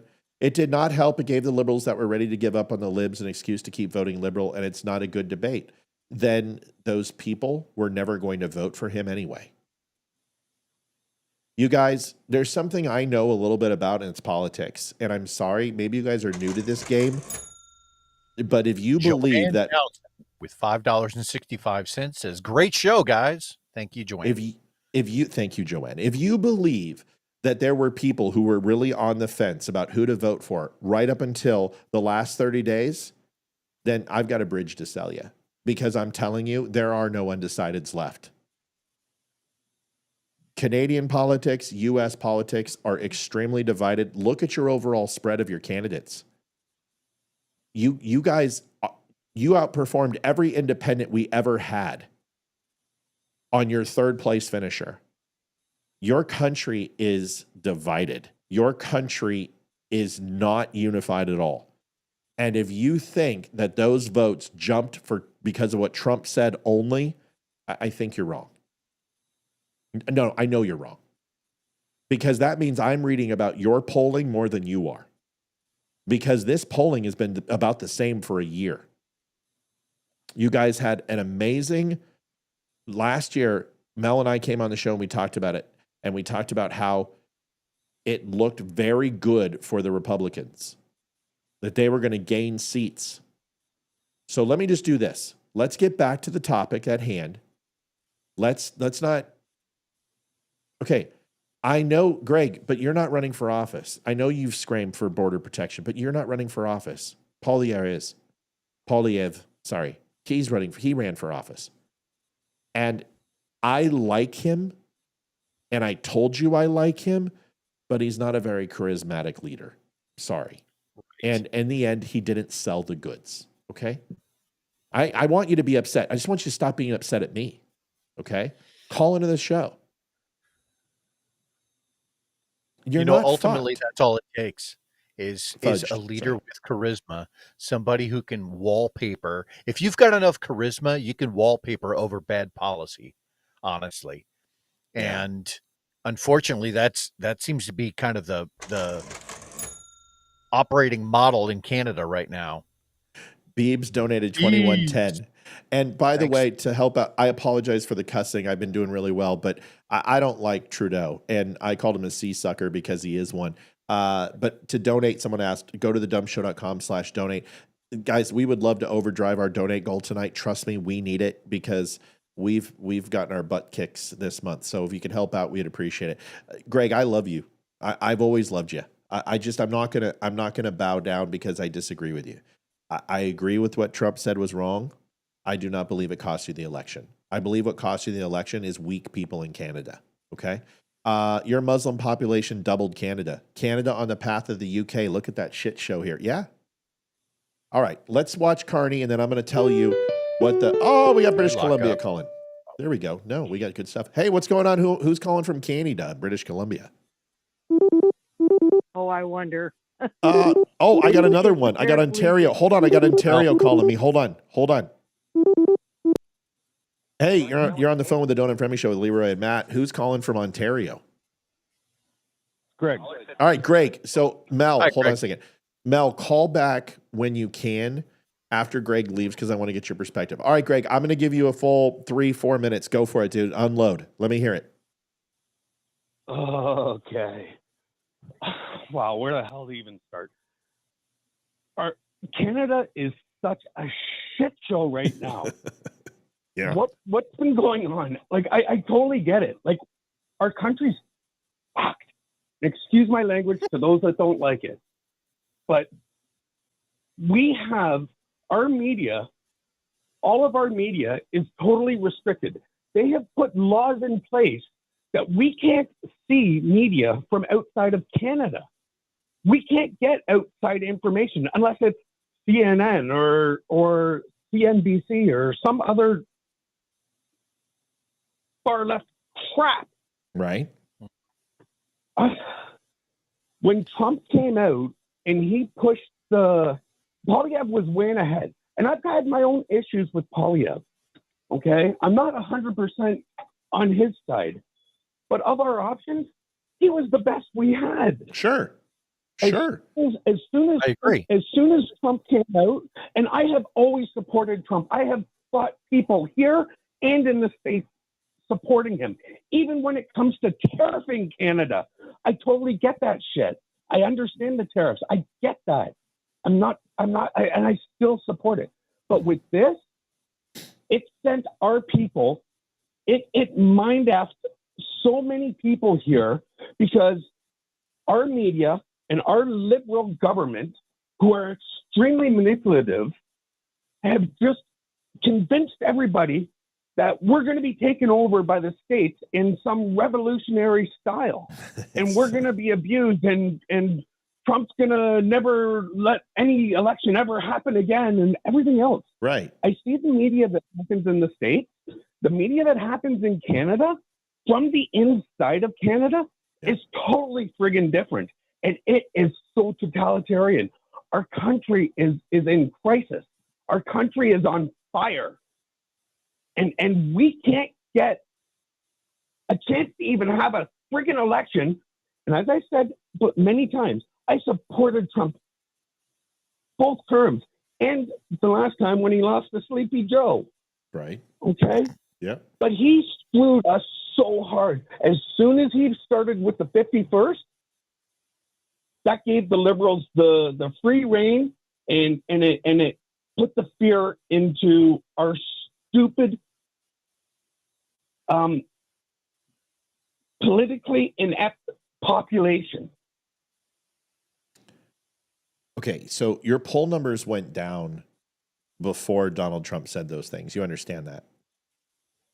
So I hope you understand that because he wasn't in a decisive lead. He has been dropping points overall for a better part of a year. And even though a slow bleed, this is something we did point out on the show and make known. And yes, I think, Greg, that there was absolutely things that he said that could have helped Canada. But let me ask you a question and be honest with me here, because I'm going to play the devil's advocate. Then I'm going to give it to Leroy. Do you really believe, No, but in your heart of hearts, what if we can disagree? We can. Yeah, I know. We can scrap it out here if you want, Yeah. and I'm cool with it. And then we can chat and have a beer tomorrow. Yeah. Because you know me, man. I don't take this shit personal. Here's the point I'm going to make, and then I'm going to let Leroy go because I know he's probably got some things to say. Do you believe that if Donald Trump would have come out and said, "I 100% Polyev is my guy. He is amazing. I love him. I think he is going to." No, that would have screwed us. That would have screwed us as well. Okay, so what should he? best What? thing So hold on a second, the Greg. best Greg. thing that he Greg. could have Greg. done I let you go for. and- Greg, I let you go for 3 minutes. Let me finish my thought. Yep. Go, So- go. So if that's true, then why don't you tell me what you would have liked him to say? And then you need to be quick because I need 2 sentences. What would you want him to say? Because I have a follow-up. Go ahead. Absolutely nothing. Okay, great. Now I will tell you this. This is the leader of the free world, and you are a border, and you share a border with the United States. For him not to have an opinion on Canada is one of the most ridiculous things that you could ever say and expect me to respect you in the morning. I can't roll over and look you in the eye because I'm telling you. Would you have agreed with it if Canada interfered into your election to get Hillary Clinton elected? You did. You did. Did you agree with it? I don't care because I don't listen to what Canada says about my country, and you shouldn't listen to what Donald Trump says about yours. Right. I don't, but we have so many people that are so. Canadian politics is a much different thing than American politics. Really? How Our so? people, it is. Our people in Canada are not as politically educated or aware. Right. Okay. So, We have people that are just. We have people. You could walk down the street tomorrow and ask who the prime minister is, and they'd still tell you Justin Trudeau. so a lot of people are saying Trump should wait to see who won. That's not Trump. And Trump, listen, I'm not going to sit here and say that I understand. Yes, I do understand what he's doing. He forced Canada and exposed the hypocrisy of the Canadians. That's what he did. And he made them look small on the national stage. That was his goal. And he did it. You guys booed our national anthem. Look small on the national stage himself. Who? Wait. Trudeau did that by himself. He didn't need any help to look small on the national stage. Our prime minister was looked at as a joke from every other country except for Marcone because, I don't know, maybe they got something going. Yeah, useful idiots are just as important to rival nations as successful geniuses. And Justin Trudeau was being manipulated by China and the global order.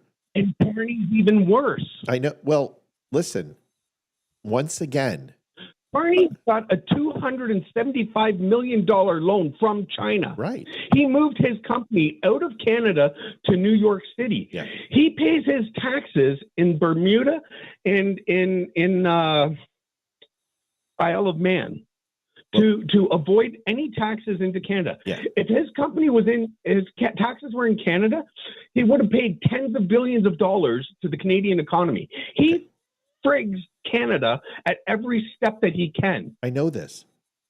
Do you think I'm a Carney supporter? I mean, where are you getting that? I think Carney is No. I don't think that you would support him. I don't think that at all. good. So I'm going to give Leroy a chance to get in on this because I've been talking a long time and I know he's got something to say, and then we'll see where we're at after that. Go ahead. Sure. Real Real quick. Very good to meet you, Greg. Real quick, you have already stated that you feel like the Canadian population, these are your words, are less politically aware than their American counterparts. Now, when you combine that with Canadian-backed media from the CBC, the CRTC, and the APTN, what you end up with is a population that is going to bite on those sound bites that the media wants you to hear, right? So they're going to lie to those people straight to their face, A little pause here, Leroy, just to put something into context. Right. The CRTC is the radio broadcast. That's the governing body. They're not really a media source. They just govern the sources.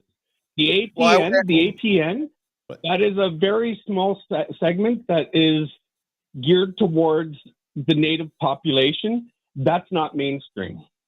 Okay. Let Leroy finish his. Let Leroy. Hey, Greg, let him finish. Go ahead, Leroy. Greg, my point was, buddy, that I completely agree with you too, by the way. Like, I'm not necessarily sure what the hell's happening in terms of the general political IQ up in Canada, but I will say this. You're the guy that can change it, right? You're the guy that can come up with the next Don't Unfriend Me show, start pumping it out through start your own podcast, right? Let all of your Canadian brethren know, and that way you can invoke some political change. And that's the idea here. I don't even know if that's going to be allowed there because of, would they come in and arrest you? Would they black bag your ass? I have no idea. But I will tell you this. Here we have. Okay, let him finish. Here we have the freedom of speech. I would tell you that I would urge you to exercise as much of that as humanly possible within your own country to invoke some of that change within the limits that we you don't can get away have with. freedom of speech. Okay, so we don't have freedom of speech in our Constitution, which is why I said it's time for you to take matters in your own hands. Yeah, and the United States had to do it. And the United States hold on. Greg, you have to let me say something. He can hear me. If he stops talking, he can hear me. Listen to me. We had to do it in 1776, and it's a lot different now. But it starts with generational change, and I don't know what to tell you. But have you thought about this? And I'm not raising my voice at you, but sometimes let's have an exchange of conversation and ideas. Let's not, every time someone says something, write it down instead of interrupting them. Have you ever thought that you have way too many political parties in your country and it's stealing from the conservative vote? Because that's what happens with moderate votes. And the numbers are saying, if I'm not mistaken, Liberal Party got 44% of the vote. Conservative Party got 41% of the vote. The Bloc got 6.3. The New Democratic Party got 6.3. And the Green Party got 1.3. If I'm not mistaken, that's almost 15% of the vote was up for grabs that decided to break away from the mainstream, and you only lost by 3%. If he could have not alienated the Bloc alone, and he would have won. But what happened is that, hold on, his Reform Party values and economy first and isolationist nationalist movement is what made him popular, and it did. But Trump knew when to pivot. And during the general election, after the RNC, Trump pivoted, became a little bit more understanding when it came to abortion, came to a little bit more understanding when it came to overall rights, slowed down the rhetoric of nationalism, and focused more on being a globalist power and redefining energy. He became more inclusive. Poilievre never made that transfer. He never made that switch. And he lost those other four parties and did not take anything from them. Have you thought about that? That's possibly the reason why you got Hillary Clinton in 2016 with Jill Stein, is that all you had to get was 3% from the Bloc and you could have won, but he alienated a lot of the base of Canada. Do you agree with that or disagree? I'll let you answer. I agree that we've got too many parties. The Bloc Quebec law should not be part of our national election. That is a Quebec-only party. And if the Bloc wasn't there, the majority of those votes would go towards the Liberals. And there would never be anything other than a Liberal government in Canada. I don't agree with the Bloc being able to be part of it, but it's that controlled opposition to take away from both parties. Right. Quebec's a different story, man. I know, but did you hear what I said? Is that Poilievre did not switch and did not shift his positions. He leaned in more and then went ahead and backbit himself when he started turning on Trump. You don't think that lost him some conservative support? Poilievre foolishly allowed the election to be made against Trump. Right. Because he played into the game. Right. He played into the liberal game. He fell for their trick. Yeah, he fell into the trap. Because the liberals made it about Trump. Okay. And he fell for it. Yes, he did. And then he backbit himself when he all of a sudden turned on him and no one believed it. You just answered your own question. Did Trump help? No. Is it Trump's fault? No. Trump could have helped, but if he would have endorsed him, it hurts him. If he stays silent, he's not doing his job as the president of the United States. And if he endorses a liberal, that hurts Poilievre. It's if your people use a foreign government to influence their elections, then those people can't then you need to start over. You need to start over. Canada has, we do. I totally agree. We need to start over. We totally need our entire election system to be rewritten. We totally need our legal system to be rewritten. We have every year, it seems, we're losing more and more rights here. We don't have freedom of speech. Right. We look at our gun laws. We can't even protect ourselves. I know. If somebody is raping your wife on the street of Toronto and you kick the living out of them, you would be charged. Right. Listen, you would be charged. I've tried to tell you, we're 10 years behind you. We're 10 years behind you. The United States is right there. We're following right behind you. And luckily, we had a moment of clarity and voted for Trump. And people are like, you know what? Maybe I like the Constitution, and voted for Trump. But dude. Yeah. All right. So listen, I appreciate the conversation. You don't have that figure. I'm going to give you last word. You got 1 minute. Close it up because we got to move on. Before you do that, can I just tell Greg, it was an absolute pleasure talking to you. And please, at some point, if this show ends up becoming like a Canadian centric type show, please call in more often because I genuinely enjoyed this. Yeah, it's a good conversation. Now go. You got your minute. Yeah, no. First, I have to say, I could sit here and I can scream it out with you and have it out and disagree and everything else. Yeah. I don't take that personally. I don't take that on personally. Good. I love the debate. I love the challenge. Good. Because the challenge is what we need. We need the diversity of thought instead of the groupthink that we have in this friggin' country. Yeah. Canada is a shit show right now. Yep. It is a mess. We are a dumpster fire, and we keep getting gas dumped onto it. We are so close to collapse. Like, I firmly believe we are so close to collapse. And now with this Carney clown in, it's scary. It is so scary. He's a globalist. Got more provinces looking to leave. Are they going to? I don't know. So but I know I don't even want to be in Canada anymore. If I didn't have my mom here, if my mom was no longer with us, I'd be gone from this shit show. You can come down here. I've told you, Mel, and Tuner, and Thomas, you guys can all come live with me. I'll take my Canadian brothers and sisters. You just, you're going to have to be disappointed each year when you guys don't win the Stanley Cup. Tuner and Matt Demo, knock it the fuck off. I love you both, and I don't want you guys fighting. It's bad mojo. Knock it off. Tuner, shut up. Matt, you too. All right.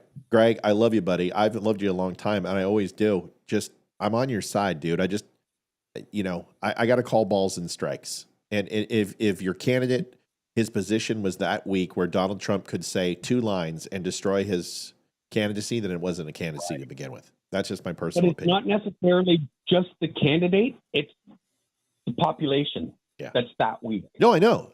We've got a the media made it that way. Listen, Alberta, if Quebec has their own party, then create the Alberta Piece de la Resistance party and fuck them right back.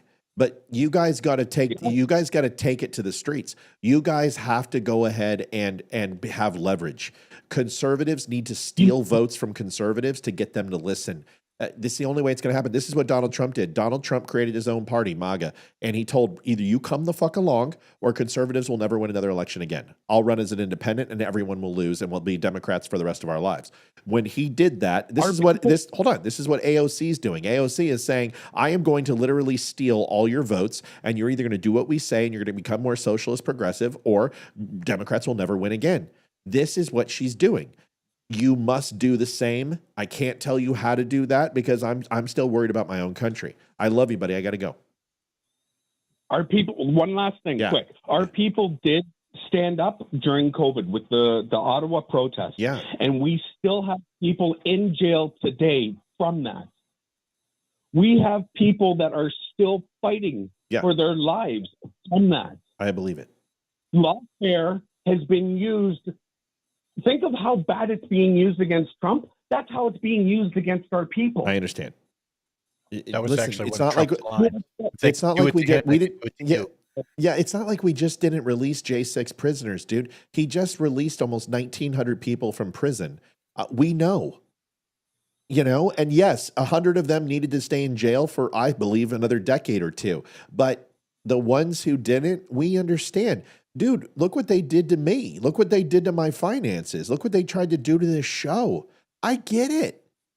Dude, I was arrested for spanking my son when he stole and lied with my hand, which is legal in Virginia, and is the most ridiculous thing. And I had to go to court and I had to spend $20,000 to have it completely removed from my record. And they lost. They fired the entire CPS office because I have a podcast that they don't like.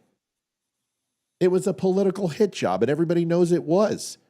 They fired the supervisor, the superintendent, all the investigators. They dropped every charge. They didn't even go ahead and make the file case against me, which is supposed to stay there for 3 years so I can't go run Little League and volunteer at school. They dropped that case the morning of. I know, dude. I know. You're going to have to go ahead and rise up. It's scary here. I do. All right, I got to go. Really Greg, I got to go. I got to stay on time. I love you, buddy. Hang in there. Thank you, Greg. You boys have a good night. All right, buddy. Talk to you soon. Bye-bye. Mel, if you want to call in, go ahead and call in. I know you were trying to call in. Here's what it comes down to. We're going to put a bow on this, and then we got to move. The new liberal government, it's going to push lower tax burdens, is what they say. Shelter key domestic industries, increase spending as it grapples with an economic slowdown, draw closer to Europe as Ottawa seeks to diversify its trade and security relationships away from the United States. Prime Minister Mark Carney's central left Liberal Party won country's early general elections. Call that out, Leroy. Thank you, Judy Gurley, who donated $5.65, says, I'm doubling up on the bucks. Thank you, ma'am. Thank you, so he won the prime minister position, but he narrowly missed the capturing a majority in the House of Commons. So it looks like leading in the writings is 168, just shy of the 172 for majority in the 343 seat chamber. The opposition center-right Conservative Party was projected to win with 144 writings, while the bloc was projected to secure 23. So it comes down to this.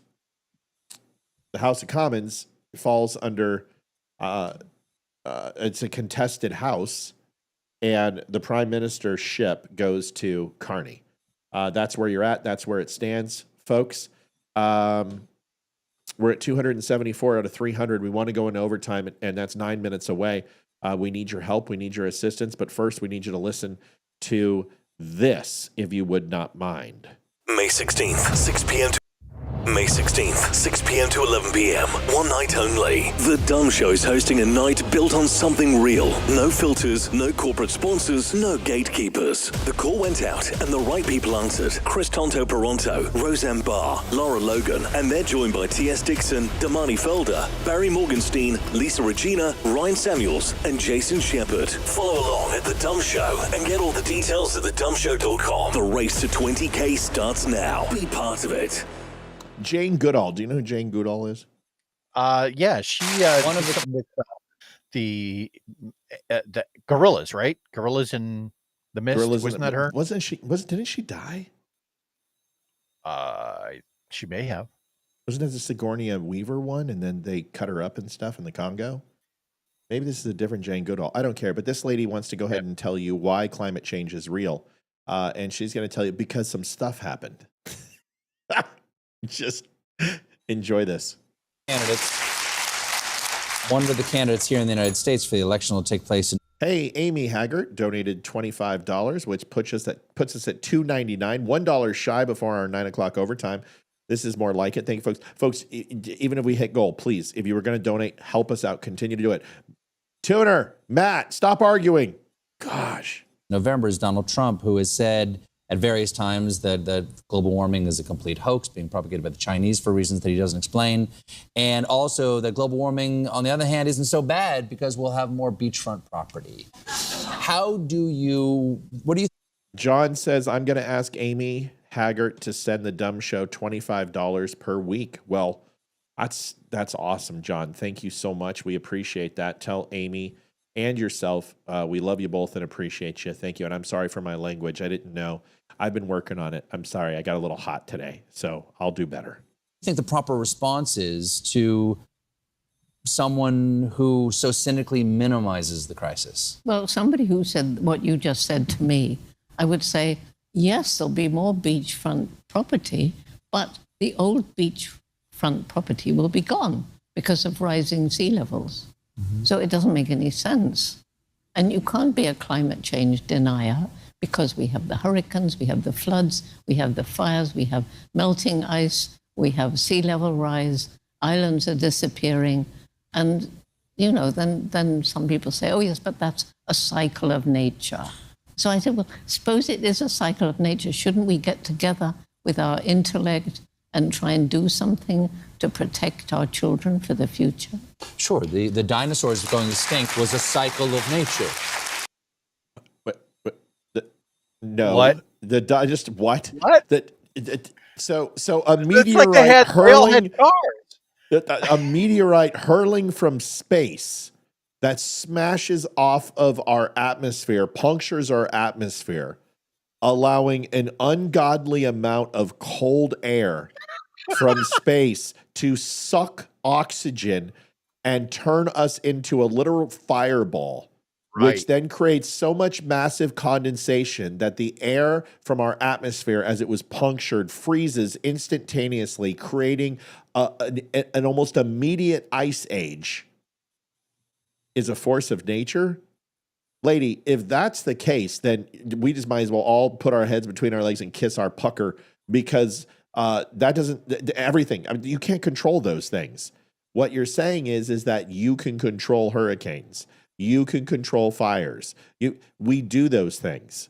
And if you look at the amount of hurricanes on a 180-year scale, we had less hurricanes over the last 5 years than we've had any other time in our recorded history. So I don't know what you're talking about. Leroy, do you want a piece of Miss Monkey Girl? No, I don't. I would take a piece of him. I got no opinion whatsoever. No, because it's horseshit, right? This is one of the green kind of movements, is they will throw some statistic out there, basically blame it on all of America, while completely ignoring India, China, all of the countries that are contributing far more to trash in the oceans, or burning coal, or, you know, all this other kind of crap. They will basically say, no, this is Donald Trump's fault, when during the last administration, a lot of the CO2 emissions from the U.S. went down. Right. But they won't tell you that. No, they won't tell you right? that. Listen, we're sucking the Earth's minerals dried in order to build EV cars. How about this? How about if you guys would stop going after Elon Musk? Maybe since Republicans like him now, we might get soft on EV vehicles, and you could get your wish to get rid of ICE vehicles. Have you ever thought that? No. What do? You decide to cancel him because he's conservative now. Liberals don't give a shit about the climate. They care about the narrative. They care about the power that it brings. You guys have no care in the world, because if you believe that even remotely changing and replacing 10% of the cars In the United States, 10%, we're talking millions and millions and millions of cars, at least 30 million vehicles. Do you know what that will do to the environment? It might help the sky, but it's not going to help terra firma. It's not going to help us literally fracking and blowing up Earth in order to get to rare earth minerals. Those will run out after a time. Then what do? The fact is, one of the biggest challenges of any civilization has and always will be energy. Whether it's starting a fire to cook your meat or stay warm in the winter, it's always water is important, food, yes, shelter. But in a survival situation, food and water are not imperative. The first thing you find is heat. Heat, how to stay warm. And you got to understand that. Deborah Boggs, go ahead. Deborah. Happy 100th day. She donated $20.28. Thank you so much, Deborah. Thank you, Deborah. All right. Well, that's enough of Jane Goodall. I blame this on the education system. Charlie Kirk, once again, talking to college students. I like him. I like Charlie too, but dude, he's going to start punching up. Like he should be allowing us and other lower end shows to do that. But that's the thing.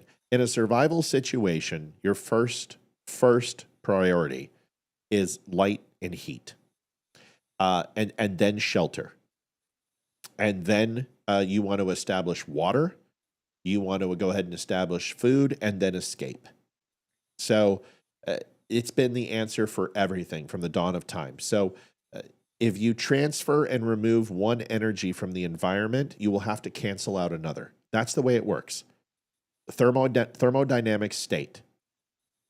So if we're going to sit here and say that a consumption of one energy system, if it is of a lesser value, then it's going to produce less energy. And if it's going to be an increased value, it will create increased energy.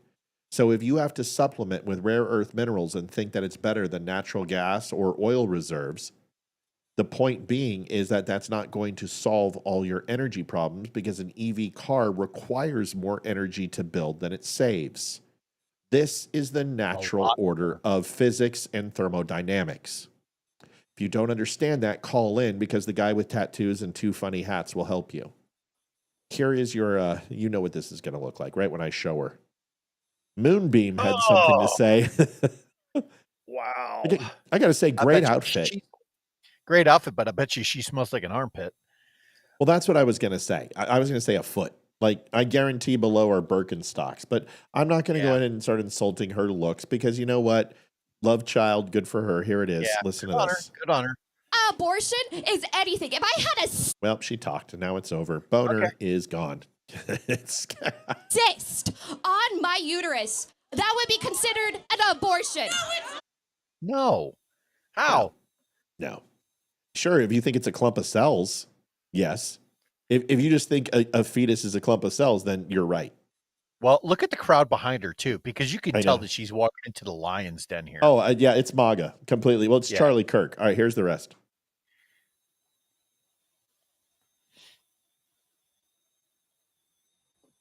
John, we appreciate you. Do what you can when you can. There's no pressure. Take care. Hey, put your own oxygen first, man.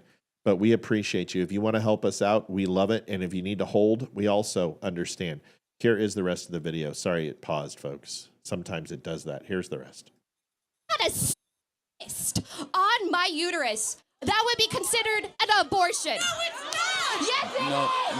No, it's not. Yes, it is. Look at, okay, anything that is involving the uterus. Well, no, in order for it to be an abortion, it must be a human life. No. Anything that is involving the uterus and you have to get rid of it, it is considered abortion. No, abortion has been a big thing for a long time, and it affects people, and it hurts people. So as murder and slavery and child sacrifice. That's completely different. No, it's not. Abortion is anything. I love how she's keeping her emotions in check. Oh, totally balanced. Listen, can I go walk you through a little reflective self-thought experiment here? Sure. Why did the Mayans sacrifice people? And who did they sacrifice them to? They sacrificed them to the gods, did they not? And weren't they trying to? Wasn't it for? It was either for agricultural or for rain or one of those types of purposes. Fertility, agriculture, and overall good omens and spirits. Right. The Cossacks used to throw small children into pits that were weaker, and they would throw them into pits with dogs. The Cossacks did this. Why did they sacrifice, and who did they sacrifice to? I don't know about the Cossacks. No. The elder tribesmen, and all did it for agriculture and bountiful crops, but also as a war cry, they would use the ashes of the dead children, the blood of the dead children, to put on their markings and go ahead and go to the rival gangs. Well, right. So now that we've established this, I have a question. Oh, why did the Egyptians go ahead and sacrifice slaves? I have no idea. Was it the same thing? Water?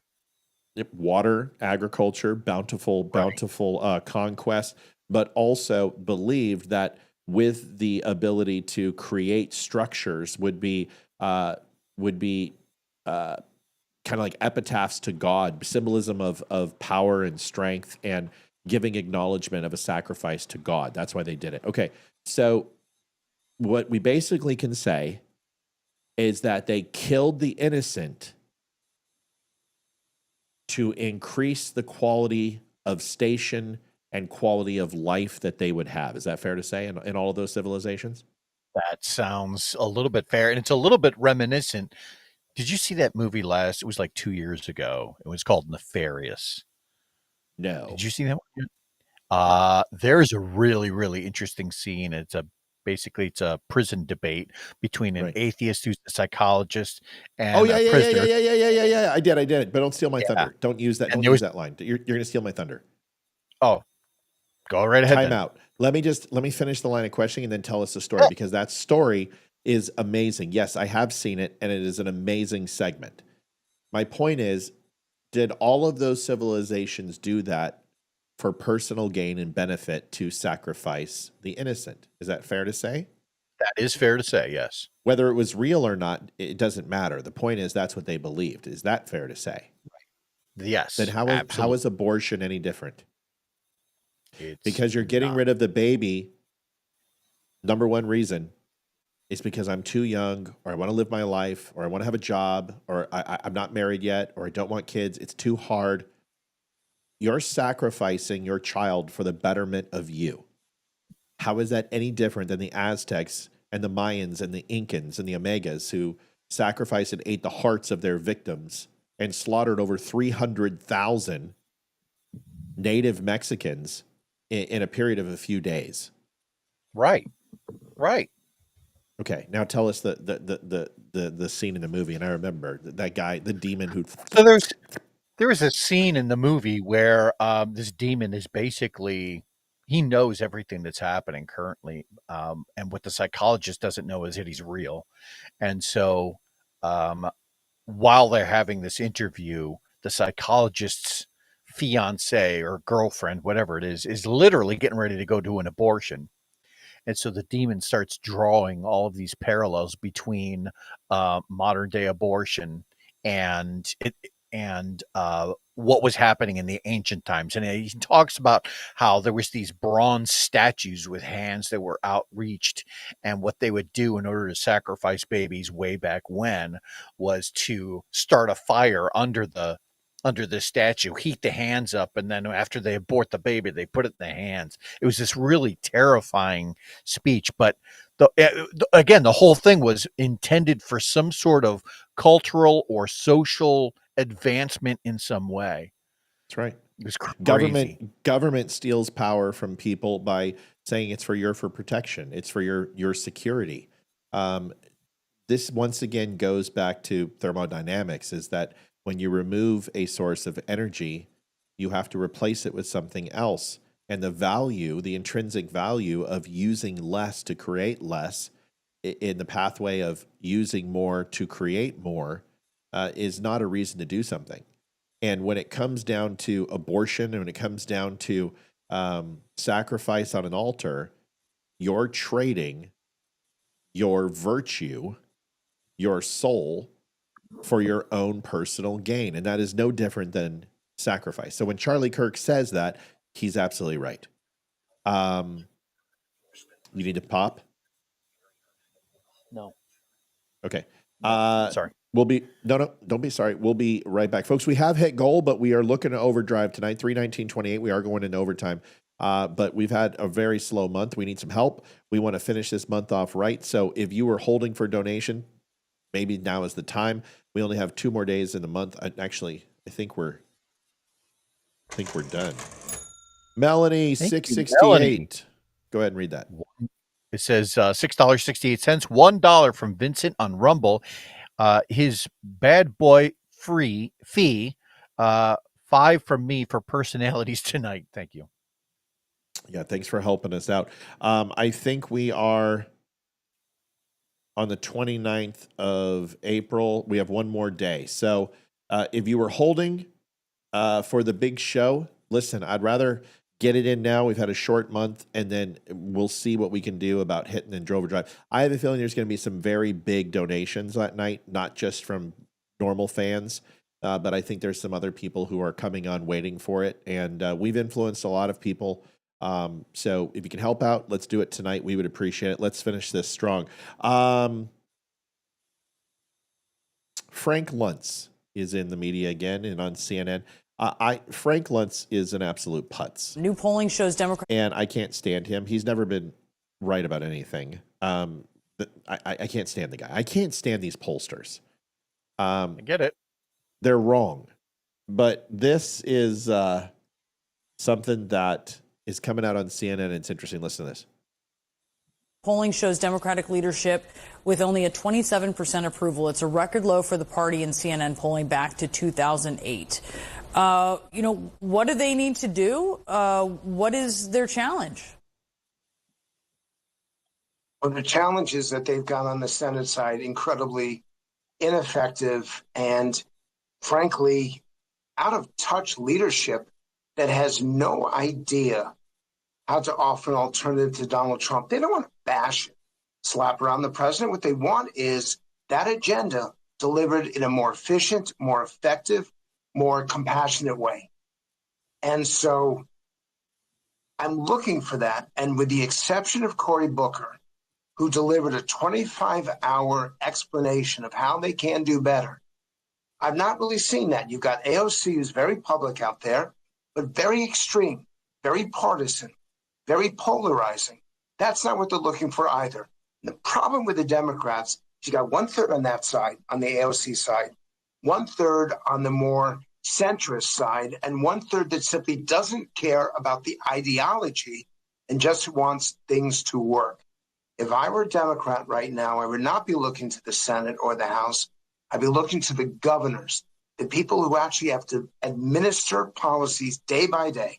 Let the governors stand up, come forward with why they've been successful in their states, and just maybe you could start to fashion an alternative. I can say this with no equivocation. Don't listen to Frank Luntz. No. What do you think the American people want more than anything right now? I mean, seriously, I want you to take a second and think about this. What do you think they want more than anything after the last 10 years of this?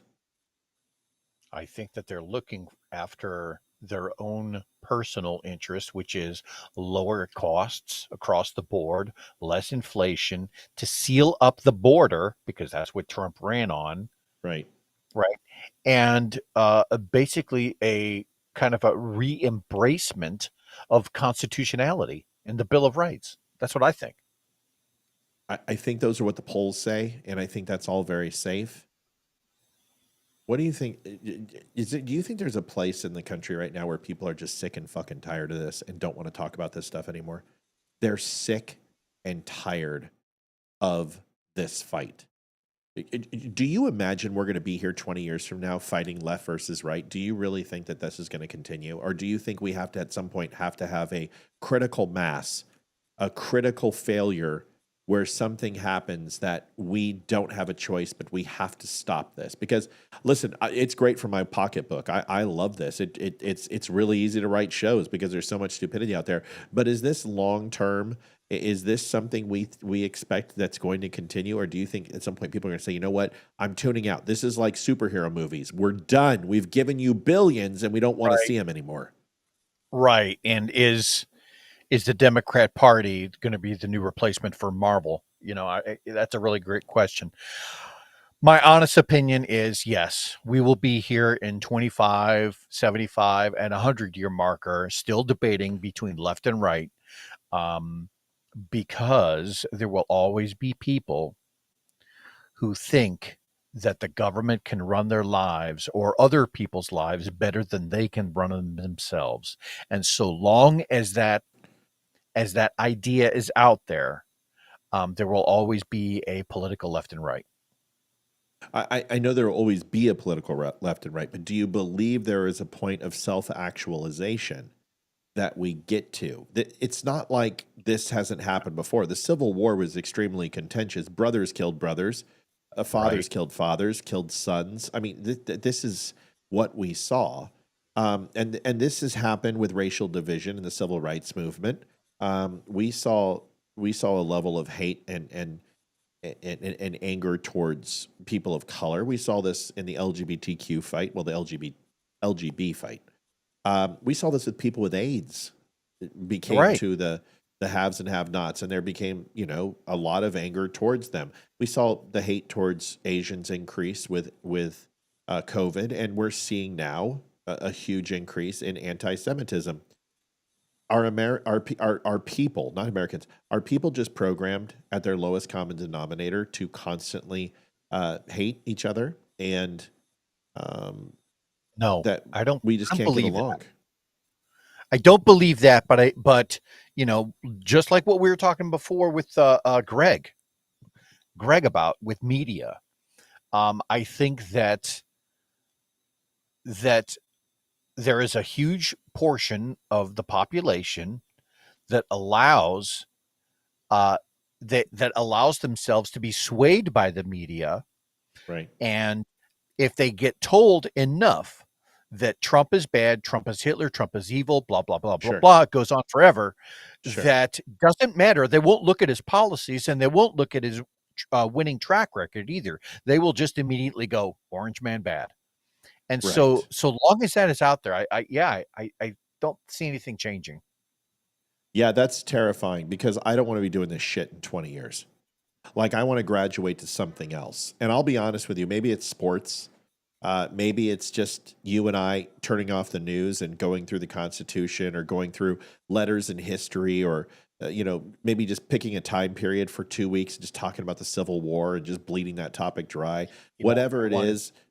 I don't know if you recall, but I wanted to do the Federalist Papers, which that alone would take forever. And I started going through it, and it was just a task too big for a guy who has too few hours to spare. Yeah, tell me about it. But I even that podcast, I mean, at some point we get too old, where it's like we need to start doing old person stuff. But those days are a little bit away.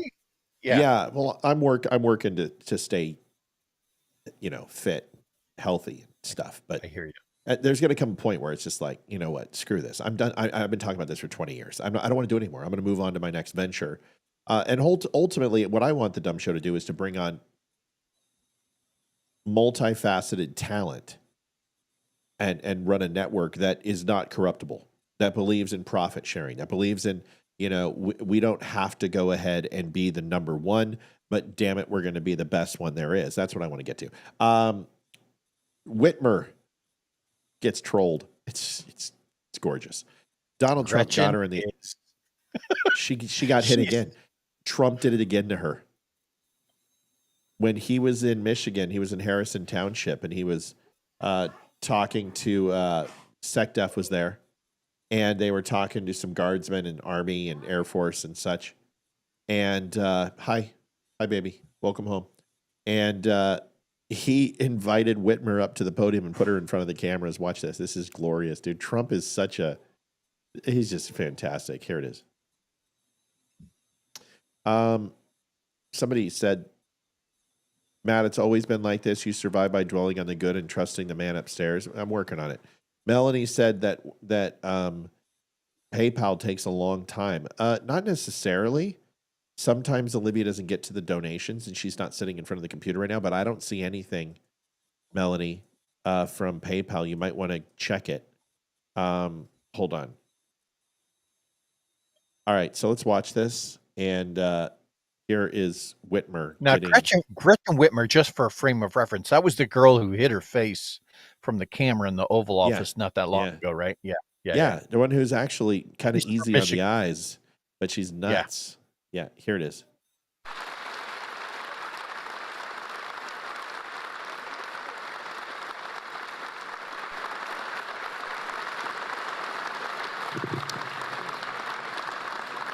Well, I hadn't planned to speak, but I'm on behalf of all the military men and women who serve our country and serve so honorably on behalf of the state of Michigan. I am really damn happy we're here to celebrate this recapitalization at Selfridge.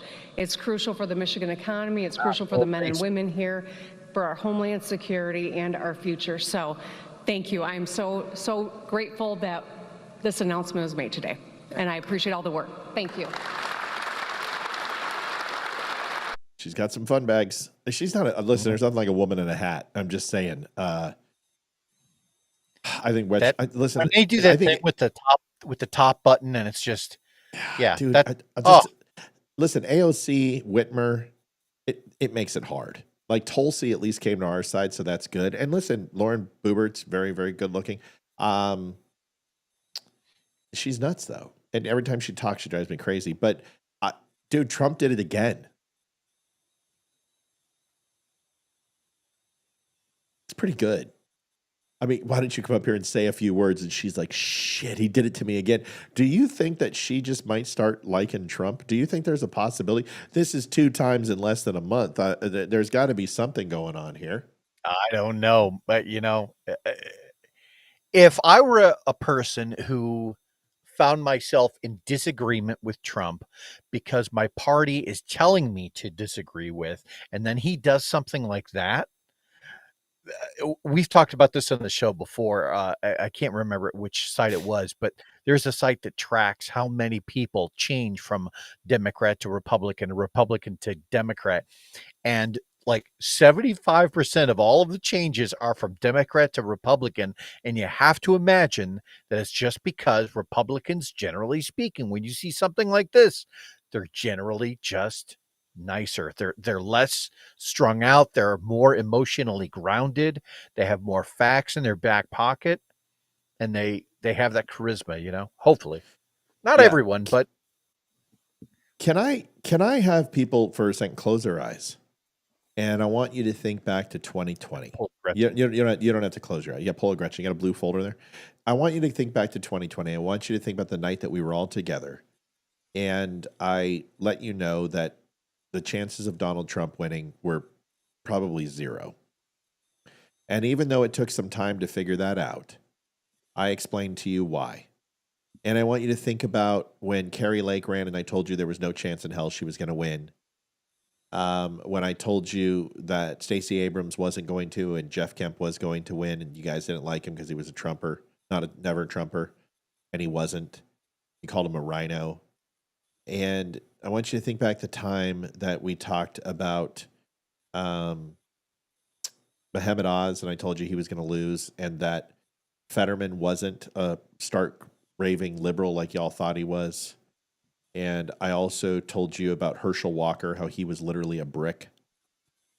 Yeah. And then I told you about Majewski in Ohio and how he stole valor and he hadn't have a chance to win. Remember all these things? Okay. You guys remember all that pain and how much it sucked when we lost? Canada's going through it right now. And there's some people on here who are making that harder. So I'm going to ask you to please shut up and have a little bit of compassion and just stop going after our Canadian friends. These are family. They're part of the Dumb Show. I'll go after them all I want because that's my job. It's not your job. They don't need you to do it. These are family. These are dummies. Leave them alone. Greg Ward's been here forever. Thomas has been here. Mel's been here. Tuner's been here. These are people we care about. And I'm not saying we don't care about you, but we don't need to kick them in the teeth, right? I mean, you don't need to pour lemon juice in the paper cuts that they're carrying around right now. They're going through it. Leave them alone. Go ahead. Generally speaking, anybody who's on this show, right? These are going to be people who already embrace some level of individuality. So let's not attack people just because they're Canadian or just because they're of this or that. You know, or they're being stupid. Or they're being stupid. Let them. Just like, you know, labeling people as I don't like you because you're black or because you're Jewish. Let's not do that, right? I don't think it's that far. And I would agree. I don't think it's that far. But what I'm saying is, let's just go ahead and accept that everyone that's here is here because they enjoy the idea and the messaging behind being an individual. Don't attack him for just being Canadian. Just leave him alone. No, it's not even an attack. Okay. Just stop engaging. Just shut up. Just watch the show and don't answer if any Canadian says something right now, just let him off with it. Let him off the hook. Let him off the hook. Let them say whatever the fuck they want. You're not going to win this. Nobody could convince you that 2020 wasn't stolen. You guys all carried that around, and I had to fight all of you for 4 years. Leave them alone. If they want to say it's stolen, let them say it's stolen. I didn't even get into that shit until afterwards. But let's let them have a moment, man. It's fresh. They just got out of C block and had to roll over for a pack of cigarettes. There's a little bit of pain still. Let them heal up. All right. We'll be right back. 11 p.m., one night only. The Dumb Show is hosting a night built on something real. No filters, no corporate sponsors, no gatekeepers. It started with a simple offer. A long-time supporter asked what it would take to build a real studio, a place where conversations stay honest, not bought and sold. He didn't just ask. He promised to match every dollar donated that night up to $10,000. The call went out and the right people answered. Chris Tonto Peronto, Benghazi hero who fought through the night when leadership abandoned them. Roseanne Barr, the voice Hollywood tried to erase but never could. Laura Logan, the journalist who exposed corruption and never blinked. They're not coming for a paycheck. They're coming because the fight for truth is still worth showing up for. And they're joined by T.S. Dixon, Damani Felder, Barry Morgenstein, Lisa Regina, Ryan Samuels, and Jason Shepard. One night, one shot to show that real voices still matter. Follow along at The Dumb Show and get all the details at thedumbshow.com. The race to 20K starts now. Be part of it. Okay, I've been told that I can't do this next segment because Olivia wants to do it. There's this thing going national. It happened inside Virginia. We just got notification from our schools where they picked on a 5-year-old Asian boy and were throwing racial slurs at him and chased him home until he was screaming. This happened in our neck of the woods. We just received notification from the principal. We're going to talk about this on tomorrow's show. I was going to do it tonight, but Olivia just came in and said, "Hey, I really want." That's fair. I really want this, and you know what? I'm with her, because I agree. But I will show you something kind of funny. Hate bullies, though. God, I hate bullies. Yeah, me too. And dude, even though I say some racial shit on this show because it's funny, there's a difference between that and a 5-year-old kid. However, this child, I want to get your opinions on.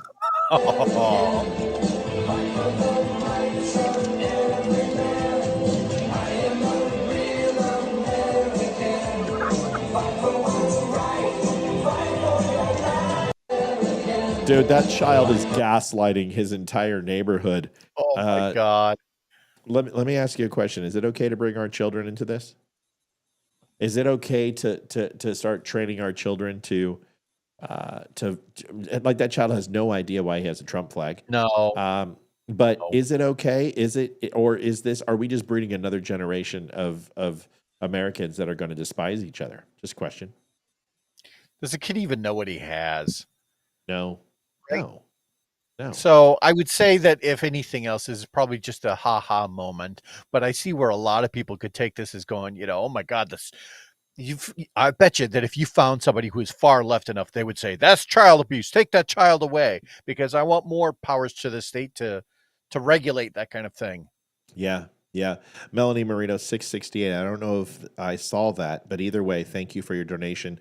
You're in the top spot on the donation meter. Folks, usually people see it up on top, but what I've done is just every time somebody donates, it's going to pop up right down there on the bar, gives them the recognition that they deserve, just to say thank you. So I just wanted to tell you, thank you very much, folks. We're at 325.96. Would love to pop one more before the 6 minutes hits in the 21:30. I'm going to do something. I'm going to let Leroy read this, watch this, and then give him. He's going to take the comments on this because I have a feeling when it comes to civil liberties, he's done none of those things. He'll have something to say about this. This is Pritzker, Governor Pritzker, essentially the guy who ate Chris Christie, but he's also a bleeding heart liberal. He had something to say on Jen Psaki's show on MSNBC. We'll see what Leroy thinks of it. Once again, if you haven't had a chance to donate, dumbshow.com/donate. Let's finish April strong. We need it. It was autistic Oliver Platt, and when he was about 30 pounds ago. He does. It absolutely. Yeah. He looks like if Bob's Big Boy grew up and stopped carrying hamburgers. So yeah. Here he is. Here it is. Yeah. Look, let me be clear. We're in a perilous moment in this country. There is. I told you I was going to let you go, but I gotta say this, Taylor. Sorry about that. I gotta have my Kanye moment. I'm going to let you finish, Taylor, but I gotta say something real quick. I hate when people say, "Let me be clear," as opposed to being murky as mud. No shit. I invited you on to be completely disenfranchised from the conversation and to lead us astray. Thank you so much. I hate this guy. All right, here we go. Tumult around everyone in this country. We've had our economic rights taken away. We've had our civil rights taken away, and it's only been 100 days. And it's time. People have to stand up, speak out. And I wanted my team to make sure that what we're conveying to people is that they do have power, even in this moment when they feel powerless, where there's a Congress that has given in entirely to a president who's frankly taken us off the rails and who lied to the American people when he ran and won in November. He told us he was going to lower prices for people. He told us that he was going to make the world a safer place, that he was going to bring peace in Ukraine. And the fact is he's done none of those things. And indeed, the opposite of that. Now what he's doing is raising prices and taxes on middle-class Americans, working-class Americans, in order to give a massive tax cut to the wealthiest people in the country. So when you don't control Congress, when you don't control the White House, and people are feeling helpless and powerless, it's time for people to mobilize. And I wanted people to hear that they do have power. Yeah, when you lose 25 pounds and you still can't notice a difference, says something about that. Leroy? Your thoughts since our civil rights are being taken away, Well, no, I mean, he said more than that. It was our economic rights. Yeah, it's true. Along with our civil rights. And then he went on to say that Congress supports him no matter what. It's a president who's leading us off the rails. It was funny because we just talked about earlier in the show Trump's accomplishments, and one of them being that this has been, in the last 100 days, the biggest price drop in prescription drugs that has happened in like the last 10 years. But he's saying that that's not true. He's saying that didn't happen, apparently, and that the only tax breaks that have been given out are only going to rich people.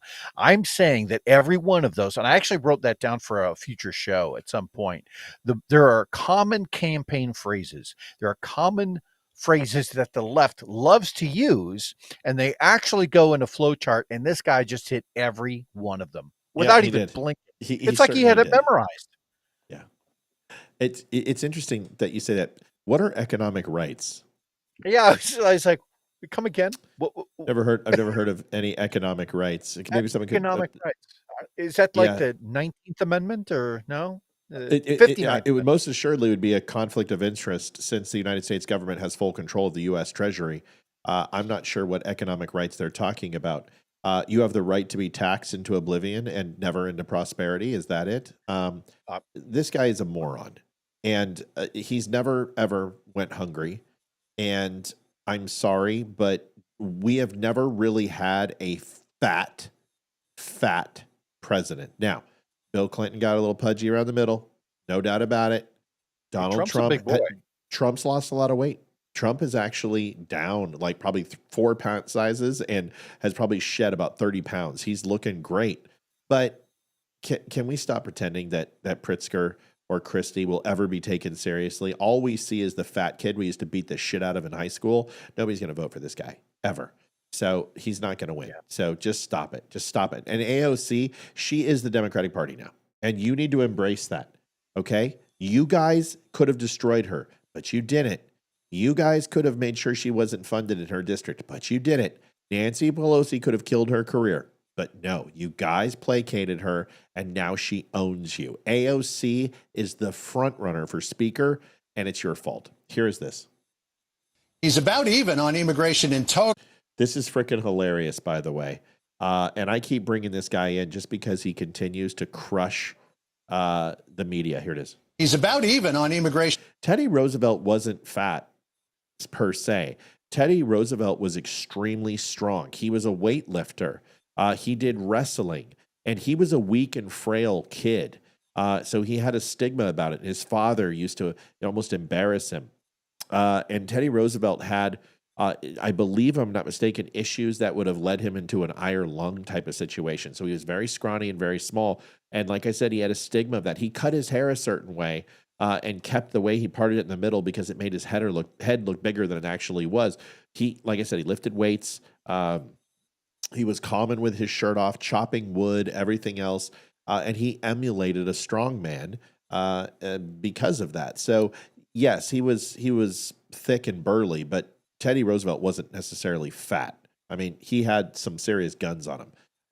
As much as he could that day and age with, all the different weight plans and machines, the body fat was much higher back then right. So here's the video. In total, but everything else, he's sort of underwater. And particularly on the economy, tariffs, and inflation, he's well underwater. You've still got some work to do in that front. A lot of people think that he's spending too much time on tariffs and not enough time on the economy and lowering prices. What do you say? Well, I don't want to make things awkward for you, John, but it is our opinion that Fox News needs to fire its pollster. And I won't surprise you with that. I don't think you're surprised that I'm saying that. But the Fox News pollster has always been wrong about President Trump. They were the ones that said all summer long that Kamala Harris was going to be the 47th president of the United States. So we don't acknowledge any of that polling. He's about even on immigration. Stephen Miller, he's a hitman, and he's good at taking down these guys. And for someone to be on the network and say, I don't want to offend you, but I'm going to offend you. And I'm going to, and in the end, you're still going to love me for it. Listen, I will tell you this. This show was more successful over the last two elections, midterms, than any other news agency, any predictive analysis, prognosticators, or people who bet on the election. We have called it for a reason, because when we look at the results, we base it on the numbers, we base it on the districts, and we break it down from there.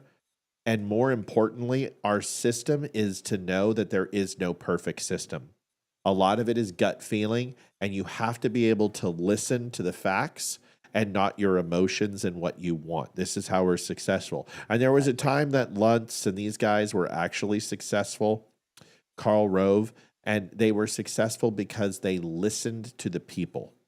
They felt themselves through the election process, not wanted something to happen through and force it through. So needless to say, polls are full of shit. Do I believe that Donald Trump's above water right now? No, but he shouldn't be. And I think he can understand and embrace that.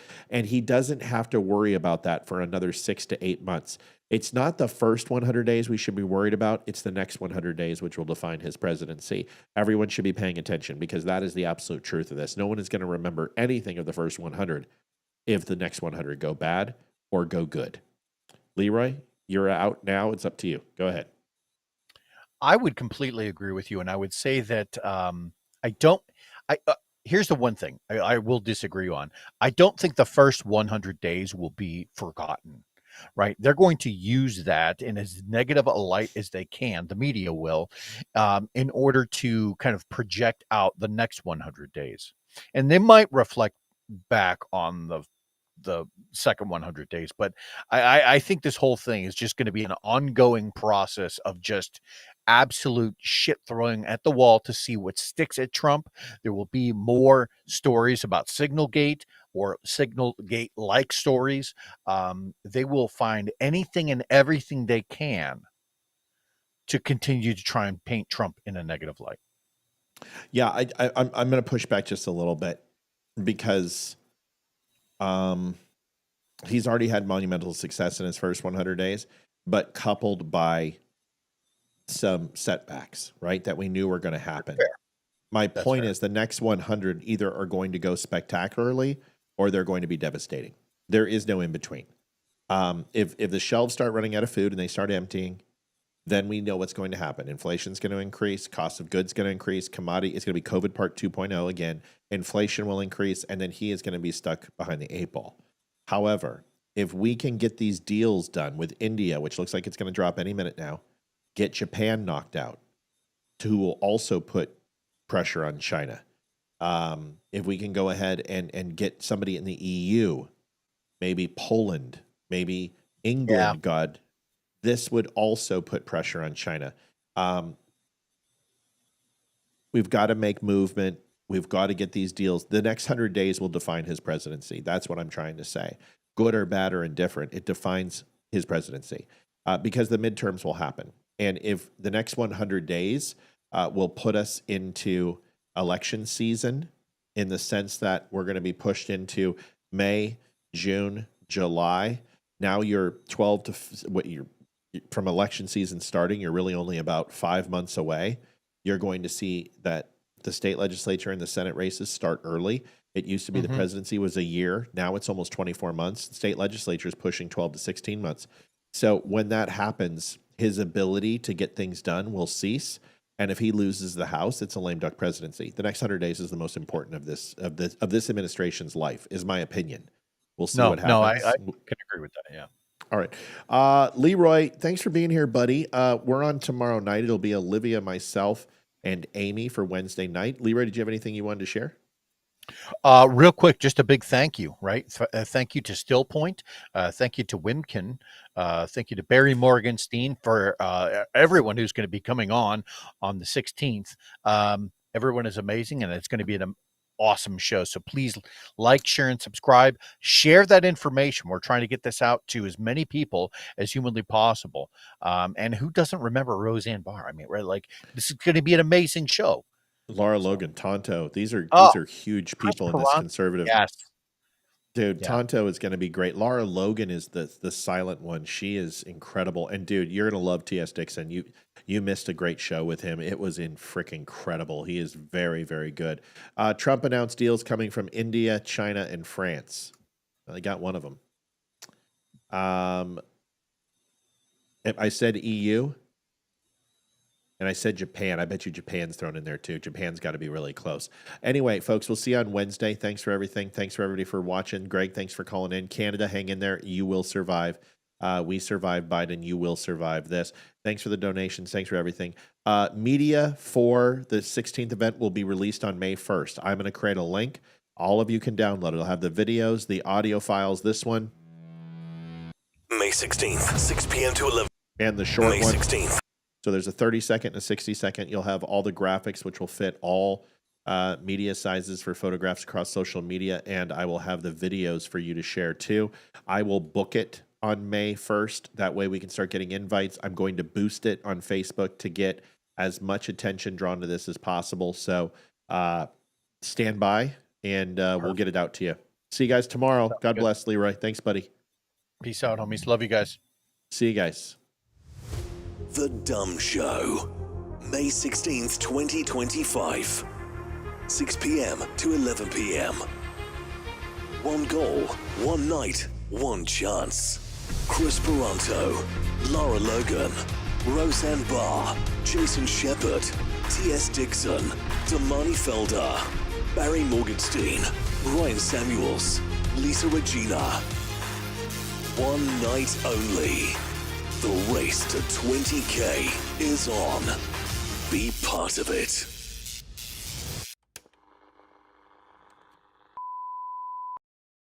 Adjusting transmitter output.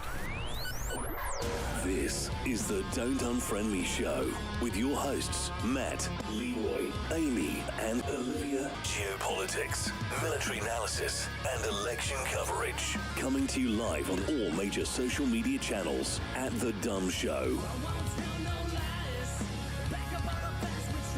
Honest, direct, unfiltered. We can agree, we can disagree. Just don't unfriend me.